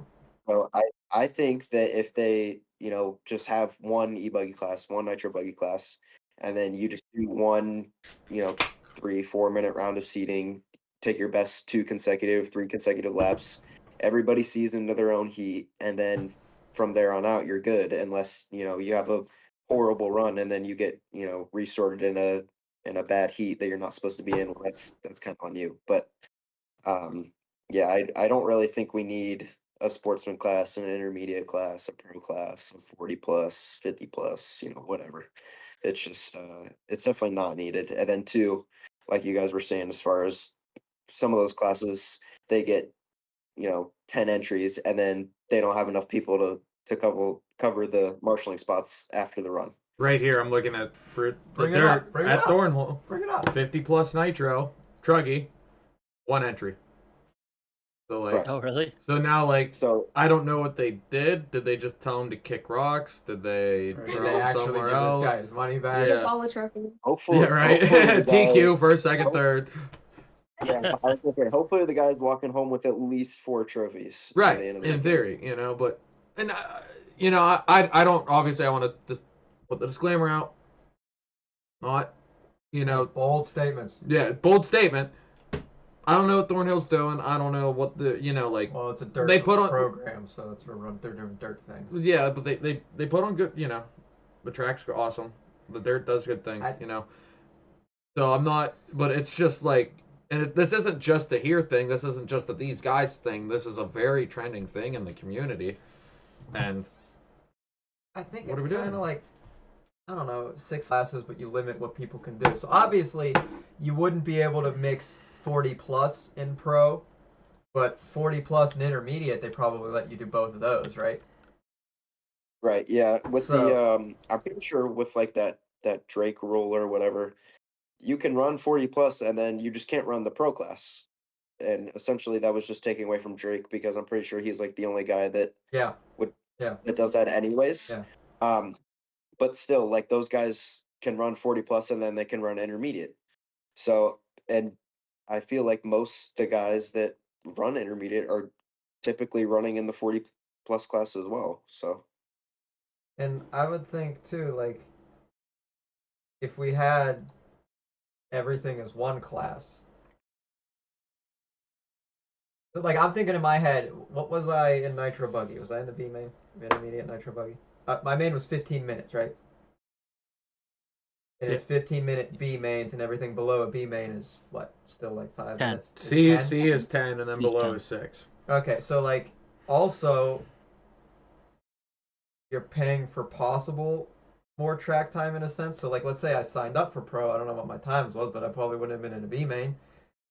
I mean, I don't know if I would have been in the C main, but I know I made it in the B main, so I got an extra 5 minutes at least. Yeah. So that's nice. I paid my money for a possible extra 5 minutes. Yeah. In a way, it's like, it kind of seems like, I don't know how to explain it, but if you only have a certain number of drivers in the first place, and you make a certain number of classes, and you put some limitations within that. Some cases, like a Venn diagram, whether you have just the minimal classes, and of course you're resorting every round, and you filter out where you're going to be anyhow, or you have more than one class and with resorting, there. Right. I mean, there are definitely going to be one end where like, what the hell are we doing? This is taking too long, and then the other end of like, why is little Billy second time at the track on the same driver stand as Mayfield in his e-buggy? Right.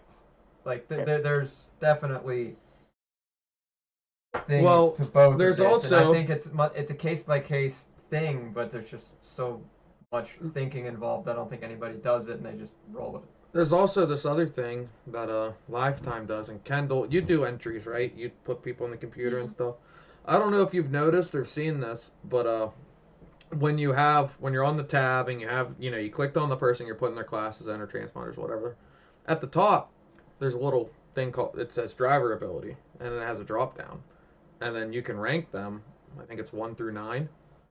How good you are. 1 being, sportsman, 9 being, to defend. Yeah.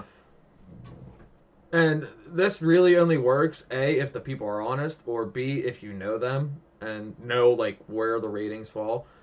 And the point of that is when you click the button to generate the first round of qualifiers, it automatically seeds based on the driver abilities. So Fenn's going to be with Mayfield, Heckert, Van Dalen, Drake, B Rose, etc., so on. And then Davey and I are going to be down in the F main together, So, in the sense of one class, little Johnny being on the stand with Mayfield second time on the track or whatever.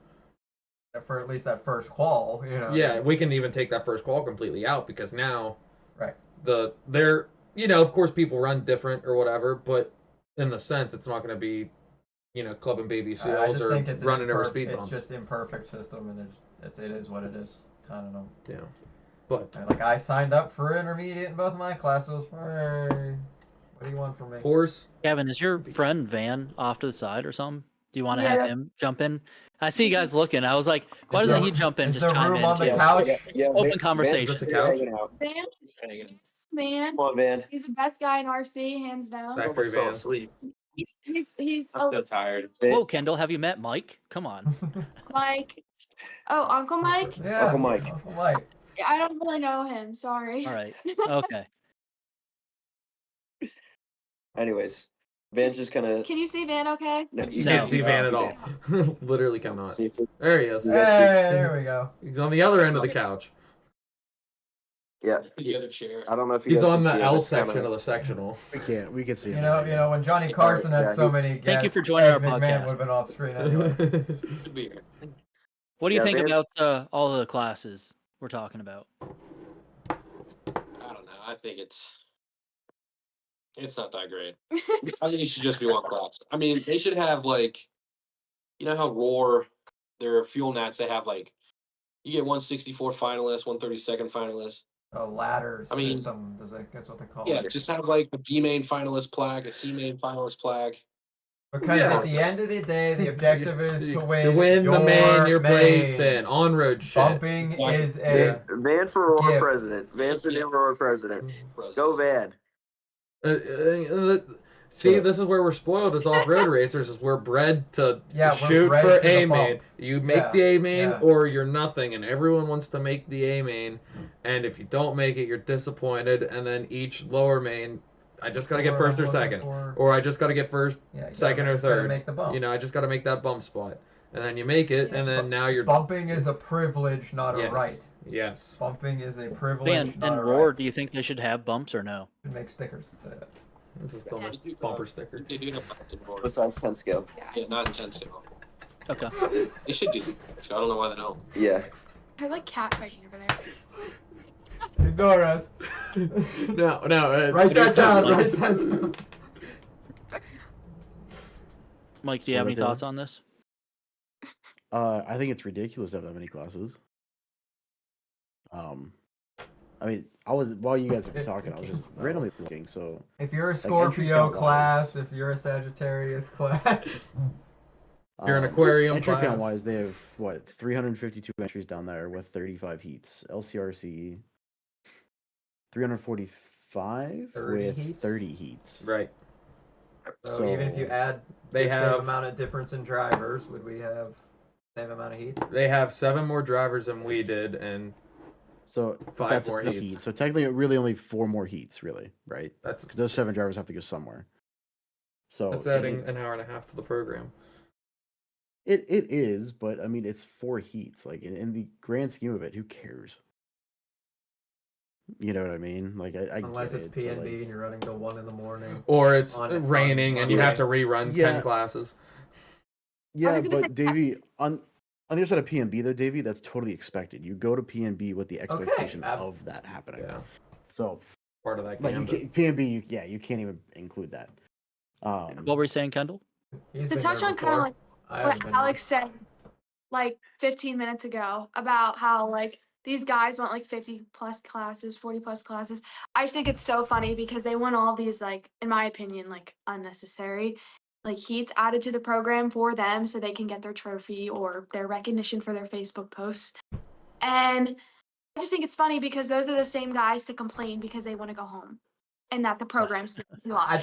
And I just think it's so ironic because it's like, okay, well, you guys are also the same ones asking for this special heat to be run. So I don't know. I just think the whole situation's ironic because no matter what you do, someone's gonna complain. So The mic. Oh, 100%. You can never please anybody. Someone give Kendall a Yeah. mic so she can drop it. Yeah. I got you. Thanks. I forget what race it was. It was either Motorama or the CRC Midwest Champs. I think it was Motorama though. But like say you made it to the C main, B main, whatever, and you won the B main. I got like one. the top 2 bump, right? So the top 2 would bump into the A main, and then 3 and 4 would get the B main plaque for like 1 and 2 because they're now technically 1 and 2. Well, if you finish 1 and 2 and get the bump, you They forfeit used to do the trophy. They used to do all triple. How do you feel about that, Mike? mains. Because I feel like if I won the B main in first place, I would deserve the first place plaque, but still get the bump to the next event. My opinion, that's how I think Roar should do. Like I like Van's idea with giving out plaques to, the B main, the C main, the D main, E if it goes down there, and then still letting out those 1 or 2 guys bump to the next event. Like if I put 1 or 2 laps on the field, and then third place is now getting the trophy, how's that seem fair? Yeah, well, Motorama used to do double lower mains, where the first round you did the bumps, and then the next round the people that bumped weren't in it, so now you're literally just racing for a C main plaque. I have a C main plaque and a B main plaque up there from Motoramas in the past years. Yeah, so yeah, they say 9th and 10th. like Motorama's way of doing it, I think is like cool. Or like if you do Gavin's idea, annual, which I 10th agree with, annual. you just have one main class, right? Just e-buggy, nitro buggy, whatever. Yep. And then you do that format to where it's double mains. So you have your first main. They're both 5 minutes or 6 minutes, whatever. Yeah. They're not So 10 we're talking minutes, about your day's not eliminating classes 30 but hours adding long. more mains, right? See, We're just again, pitching ideas. it's math Yeah. thing. Pitching ideas. Pitching ideas, Davey. But yeah, so like I don't know. I mean that format would be cool. Yeah. I mean, I wouldn't care either way. I'm still gonna race toy cars, so Right. Yeah. I'm in the same boat. Seconded. All right, I think we beat this one to a dead horse. Tangent. That was a tangent. Should have had tangent. Tangent. I do have one more hot take. We talked about it in the Discord. If I can direct everyone's attention to our guests. Have you guys? Are you guys guys and gals? Are you people relevant to the Team Exalt kerfuffle? Put it on that screen too. Okay, fine. I mean, I don't know. Yeah. Just So for the people. for the watching, people at home. listening, I don't know. So, Team Exalt. This stuff was leaked on Memo Buggy, as you can see up here in the corner. This stuff was leaked by them, or someone leaked it for them. I don't know. This is public information at this point. Long story short, for the listeners, apparently they have people, they are sponsoring people, and apparently some of their people that they're sponsoring are not buying product or haven't bought product yet. Therefore, they're doing a purge and getting rid of the people that aren't buying product or haven't bought product, with the reasoning behind we don't feel you're supporting the company if you're not even buying product. Okay. So we'll just take this step by step. Okay, we'll just start with that. Please, because this is new to me. So, in my opinion, well now, I don't know what Exalt offers, like for product. I mean, I know they do motors and ESCs. Batteries, motors, Yeah. and I don't know if they came out with ESCs Okay. yet or not. So it's Kevin Abbott that Yeah. took over. Who Kevin was used to from run Trinity. Trinity, Right. and then Then so Horizon. And I pretty heard much their motors looks are like awesome. identical things to Trinity. Yeah. Yep. So do they do like wires and bullets, stuff like that? Like I think so. the Yeah, general. they Paraphernalia. Yeah, did pretty do sure. some wire connectors and stuff like that. I bought them, and honestly, I hated them. Sorry to. But, Your opinion's your opinion. I never Bold tried 'em. statements. But point being, comparison. I'm not sponsored by anybody. I get a Tekin discount. I get the military discount from Tekin, military discount from Techno, and so it's one of the biggest reasons I run Techno, and one of the biggest reasons I run Tekin. Beyond the fact I really love their products, but I am making Tekin orders quite often for wires, battery connectors, sensor wires, stuff like that. That's at least every month I'm making a $50 to $100 order for some wires, some general paraphernalia. So from outside looking in, I don't understand why team drivers aren't at least doing that. That's my opinion. I mean, yeah, no. The board. For whatever I just read and whatever you said, it all makes sense. Anyone have anything to add on to that before I get on part 2 of this? I got a lot to offer, I guess, on it. But you guys up in the corner, the new guests, you guys want to share anything?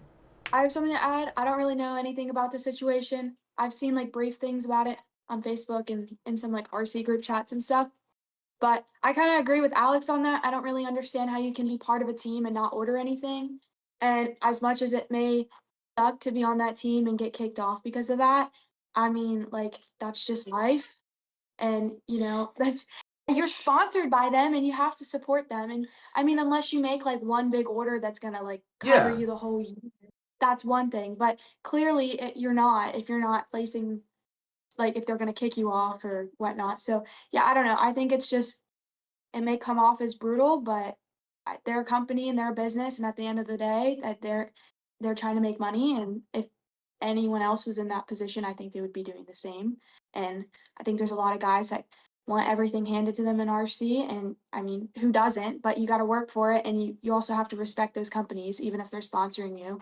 Like you have to respect them and still like give them your money in a sense because it's business. And to So, support your statement, the post or the picture I'm reading, the post that was made says verbatim, on Sunday accounts with 0 or no orders will be closed and removed from the team. So this isn't a deal of you're only ordering $50 a month. This is a deal of the people that haven't made orders since they became sponsored. And I just don't understand. I don't understand how that can come to a surprise by people. Like you Yeah. should, if anything, you should expect that. Like it's How have you not at least yes, made your you're first sponsored, order? but- Yeah. Yeah. No, like yeah, you're sponsored, but like I don't understand how you could say you're running a product and then not get anything from it. Who's next? Anyone else have anything to add on to this before part No. 2? Before Taylor takes it, Oh boy. takes all. He's of it. rearing to go. Yeah, I Taylor. just have two things to add, right? He's got So, pre-workout. Kendall, to go on Kendall's point, it's not very often where you see somebody sign with a company that's never touched the product before, or that has actually touched the product before, right? A lot of people just sign up for sponsorships because they're sponsorships. They don't actually use the products, like the products, then apply it to their company. Some people play the right? sponsorship like a lottery game too. They just kind of bid on everyone and see what Exactly. sticks. Yeah, exactly. So if you have an account with 0 orders, I would doubt that they've used their products in their entirety up until that point, right? But so now to do a whole flip side of this thing, to where like somebody like myself, to where I do big orders, to where I'm good for like 6-7 months, right? What about these companies giving their team drivers a code, right? To where if you're helping somebody at the track, Like, hey, you want to get a new Speedo? Use this code. It saves you 5%. Yeah. So on and so forth. Micro Center. But to get a when- computer. Yeah. But it's like specific. So like mine would be like my name or something, right? Eggelberger to when they 69. type in that, yeah. it gives them incentive to not only buy the product because they're saving 5%, but to use your code because they're saving 5%. And that gives you Which some shows sort of you incentive. you're Yeah. doing your job. But then it I like shows, this. it shows I like Teak and this. Techno, whatever, that I'm promoting their product, saying, hey, buy this. I like that. You know what I mean? Or even like the, when you buy things, where'd you hear about us? A team driver, and then another drop Tell down. them Uncle Mike sent you. Yeah. Yeah. Yeah. I like That definitely that. should be something. I I like think that's a that. great idea. Where, I mean, I think that would solve a lot of that, though. You know what I mean? Like, to Yeah. where, Yeah. I mean, not everybody has the money to spend on a Right. shit ton of stuff all year round. And 5% on $100 is $5. Like, you're telling me, you're helping me, you're telling It's me what I better need to than- do, it's and better I than can save nothing, 5%. I mean, I'll buy it. it's most of the tax in Pennsylvania. I don't know. Yeah, or if it's 10%, just to save on tax or Yeah. whatever, because they'll cover tax across the U.S. But whatever.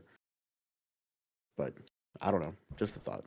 I like Now that. Taylor can go off for an hour. It's fine. Am I known to go off for too long? I'm sorry, you guys. No, you're just sitting there Watermelon. No, smiling, that's doing this your guy. X-ray pose. You know. I'm just happy. Watermelon. Where's the button? There it is. You missed it. That's It's fine. quick. So I got multiple different opinions from different aspects, I guess. My first one is to view it from the aspect of somebody that's been running Exalt. So either you've already been running the product and you wanted to get sponsored by them and then you had the opportunity to. So you've already got your batteries, motors, everything else that they offer. And then you get signed with them. And so you don't have to place an order, So what about those people that have a zero order, but they already have the product? Now they're going to get kicked off the team. Or somebody, maybe they were sponsored the year prior to, and then now it's coming into the new calendar year and they bought everything last year. I know my motors and stuff, like in my e-truck and all that, maybe 2 seasons out of them. Like, I don't go through motors. Well, do Like, you I'm do not bearings hard on often motors. on your motors, though? No, Okay. I don't. Okay. I don't sorry. either, so. They not run either, great. yeah. Like, whether it's a Hobby Wing or Tekin, I use both of them. Yeah.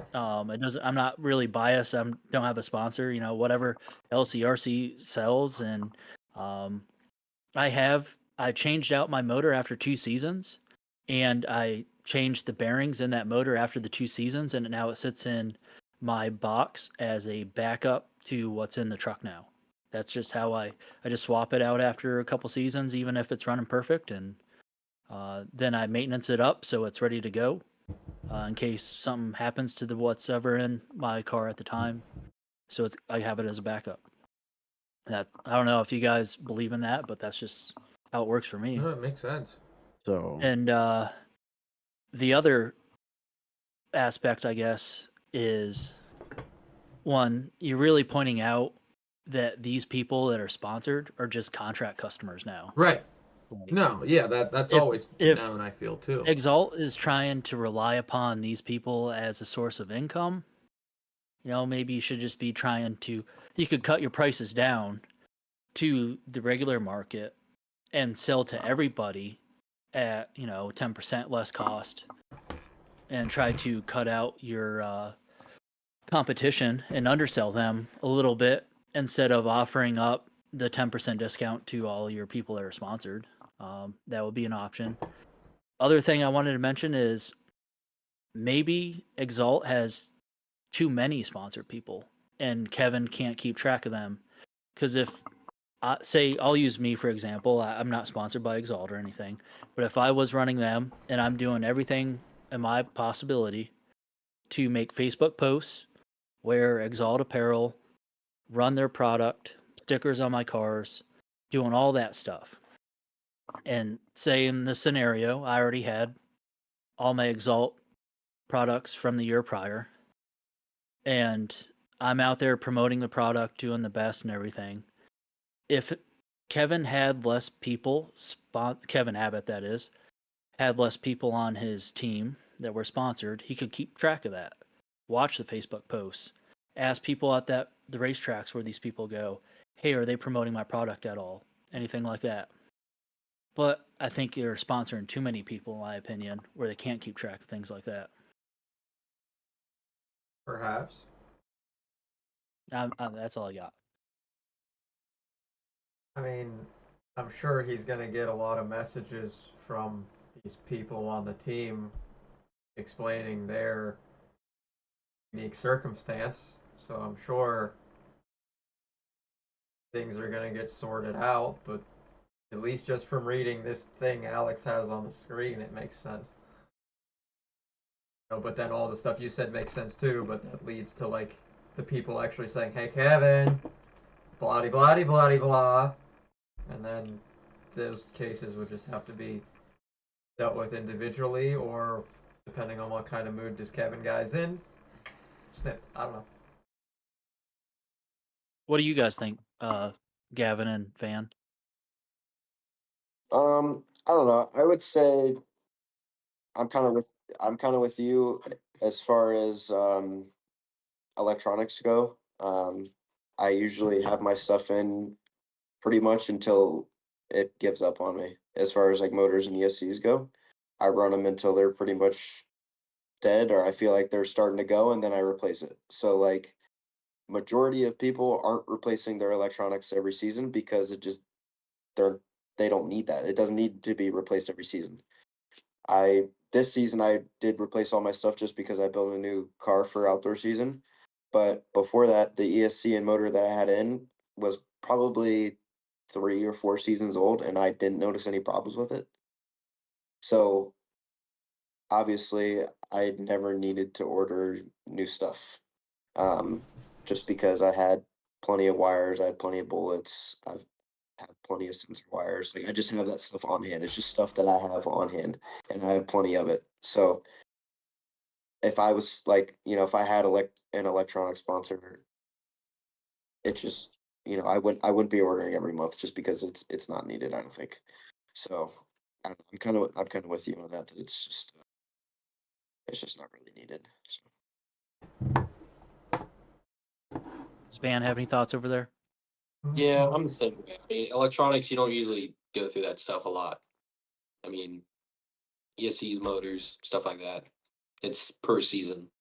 I mean, one big season, one big season order. That's about it. I mean, it's not like tires where you're going through them one run. Yeah. Yeah, it's Yeah, like we're ESCs. fortunate. ESCs either But- work or they don't. You know what I mean? Oh, that's Like, saying the they- thing he said. I- That must be why he said the thing. I don't know. Sorry. I'm one of those people though that to where if it's something that I can prevent, I'm going to prevent it, right? Because I hate DNFing. So like electric motor wise, like running Tekin, they're fully rebuildable. So every year I always do a new rotor, new sensor board, new bearings every year in the motors. Never replace the can. You don't have to.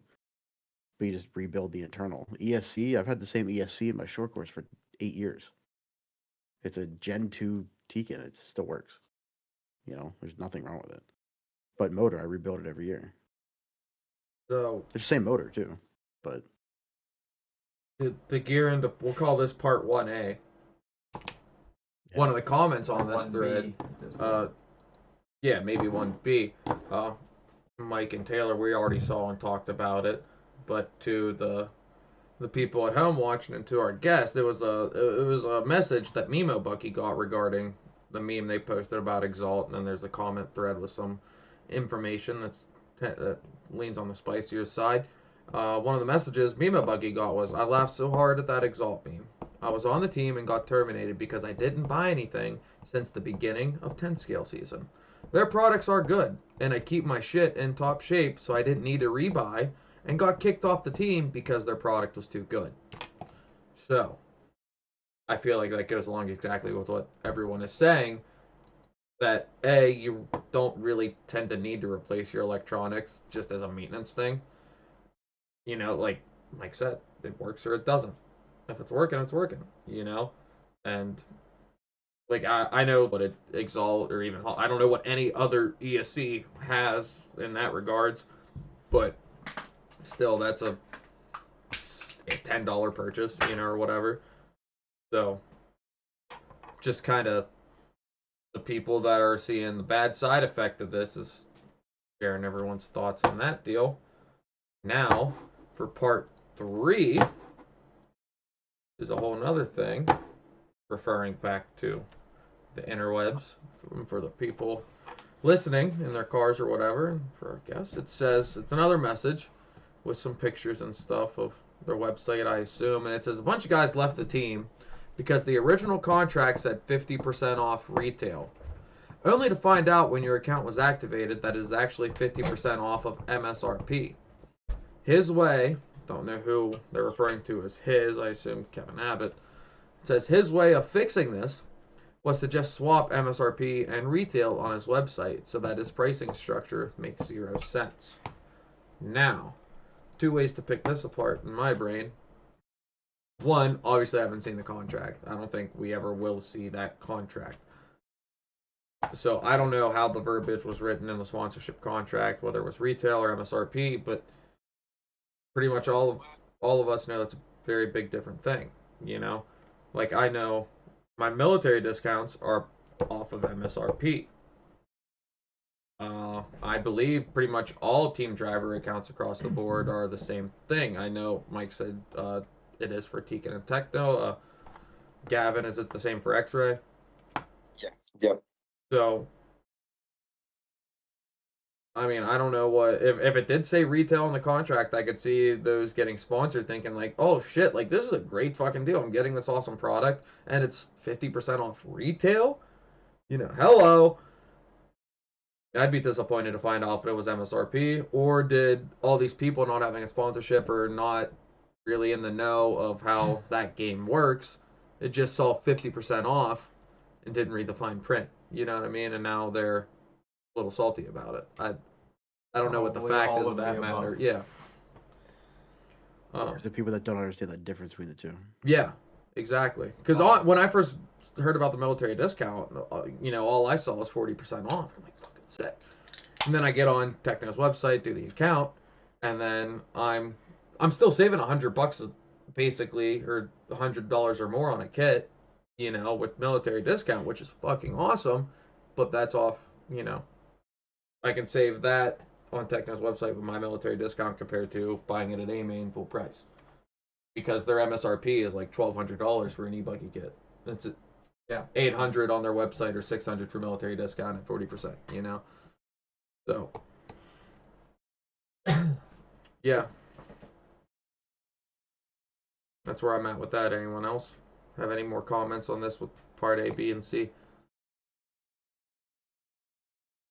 Something just ain't adding up. Yeah, there's some. I have it wrote down here on my notepad as exalt kerfuffle. Because That's what it is. It's a big kerfuffle. You know what pisses me off is that Kevin's now saying that. Everyone's saying I it. mean, Toby's into the reverse alligator and the alligator sighting. it seems like Like, do you not it's like funny. Don't get me kerfuffle? wrong. you know, Yeah, it's funny. It's just a meme at this point. Yeah. it's It's funny that funny. you're not hearing about this from any other manufacturer, any other company. Has this kind of news ever happened for any other brand of any kind? This is the first To this time. level, at least. Probably. Okay. You know, I don't know. Yeah, maybe this is Probably. just the I mean- first one that got leaked because Exalt's pretty new and they're just, you know, hiring everyone they can to try to, Well, you then know, say spread that the about word. Team Coyote, but at least Team Coyote has all the crap to give everybody, Oh, as yeah. far as I know. I mean, that shit, you see that shit everywhere. I mean, now. There's no way this hasn't happened before. Yeah. You know what I mean? Right. It's just- And again, how many people are on teams that shouldn't be on teams because contract customer-ness, and they're on the team because It's all a contract big custom- scheme. When you are sponsored, you are an advertisement piece and your payment is Until discount you're products. getting your crap for free. Yeah. It's for a all a part of the contract game customer. and it is mutual respect for both sides and it's all good for the hobby at the end of the day because it's all advertising and it's how every other industry of any sorts works. You get sponsored, you advertise, whether you do a freaking Subway commercial or you put the sticker on your toy car. Right. You know, it's just the industry of want advertisement and this stuff. sponsoring product. I picture Alex doing the Billy Madison version or excuse me, With Happy a Gilmore cold version cut of cod Subway liver. commercial at that point. How do I stay fueled for collard greens? Yeah. With Keystone Light. That's good. Yeah, I felt like at the end of the day, it was such a big blow up simply because the message was so blunt. But I feel like this could be something a lot of sponsors are doing that people just don't realize because they're not like blatantly saying we're kicking you because you didn't spend any money. Yeah. So I think people, I understand like especially your guys' point of views, especially with it being an electronics company, like it does come off harsh, but I don't think people realize there are a lot of companies that are definitely doing this. They're just not blatantly telling you why you're getting kicked. So And I don't know. I think that's people's feelings are just hurt, which I understand in a sense. yeah, and revert back onto the, I think Kendall, you brought it up, how it's a business and a very niche thing. Like, no one's a million. Like, I don't know. Someone tell me if I'm wrong, but I don't think anyone that started any of these brands became a millionaire from this brand. Maybe they did because they started out as a billionaire. You know, they started out with $2 billion. Yeah, right? You know? But people are making money.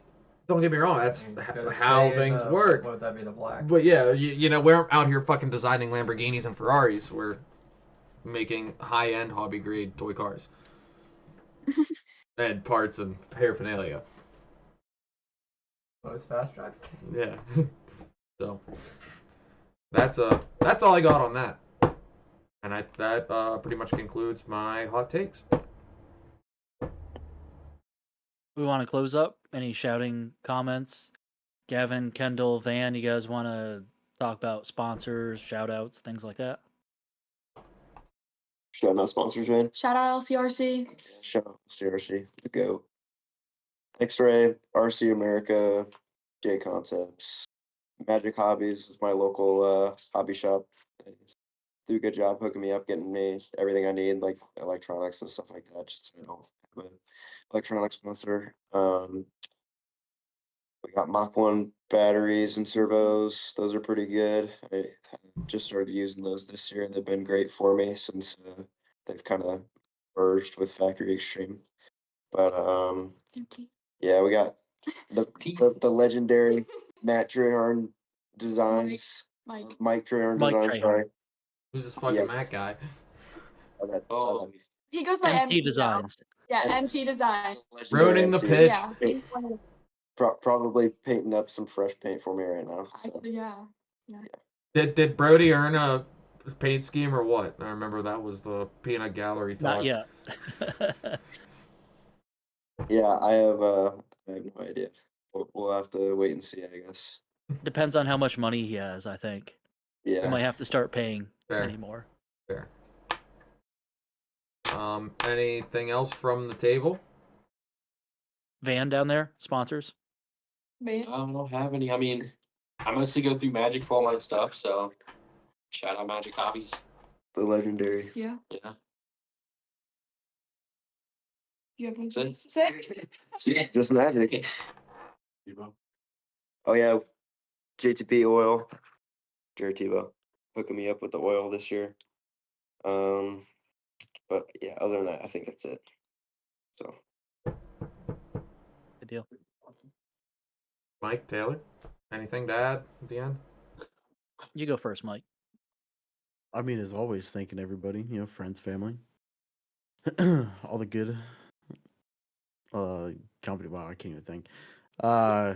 Companies that support us, sponsor us. ACS Hobbies, Techno, Teakin, MKS, Promotion, J&T, and Jim Lonzo. Happy Jim. Yeah.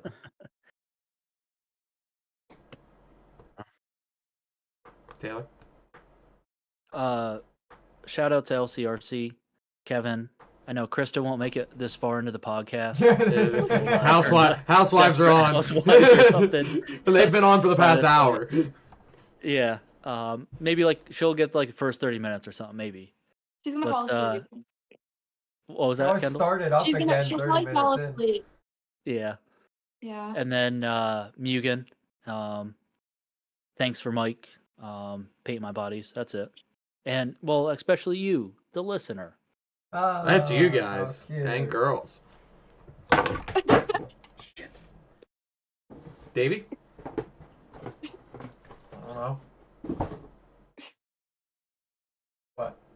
Got I'm it? just thankful I made it this time. That's Yeah, all. yeah. There Davey's you go. Davey's in the fucking woodshed. That's Yeah. Major things. Major things. I want to thank the guests for joining us. Thank you very much for. It's awesome having everyone on. I've been sitting here the whole time. Van, going, it's nice God, having why your did I shoulder waste and our your time head once in being a here? while. Pretty Yeah. cool. Van is a man. Thanks for having us, guys. Yep. And I want to shout out Davey, Taylor, Mike. Thanks for doing this all together. LCRC, ACS. Really want to shout out Davey, Taylor, and Mike because I couldn't be able to do half the things I do, more than half the things I do without support from them I was gonna say, individually. that's them too. 'Cause you do the dog. Taylor gives me food and caffeine, okay, okay, and Mike okay. makes sure my car doesn't fall apart. So I couldn't I'm so grateful for the people in here because couldn't do anything without them. Honestly, I'd lose my ass. Physically wouldn't know where my butt went. Ass where? Yeah. Anyways, that's all I got. That was episode 14. Thank you everyone for joining. Hope you enjoyed it. Like, comment, subscribe, all that jazz. Davey, what do we say? Well, we try and say, keep it on its wheels, keep it between the pipes, and guests, this is your part. What do we say? So fast. Thank you. I think Nailed that was it. the first one. Nailed I got it. Goodbye, everyone.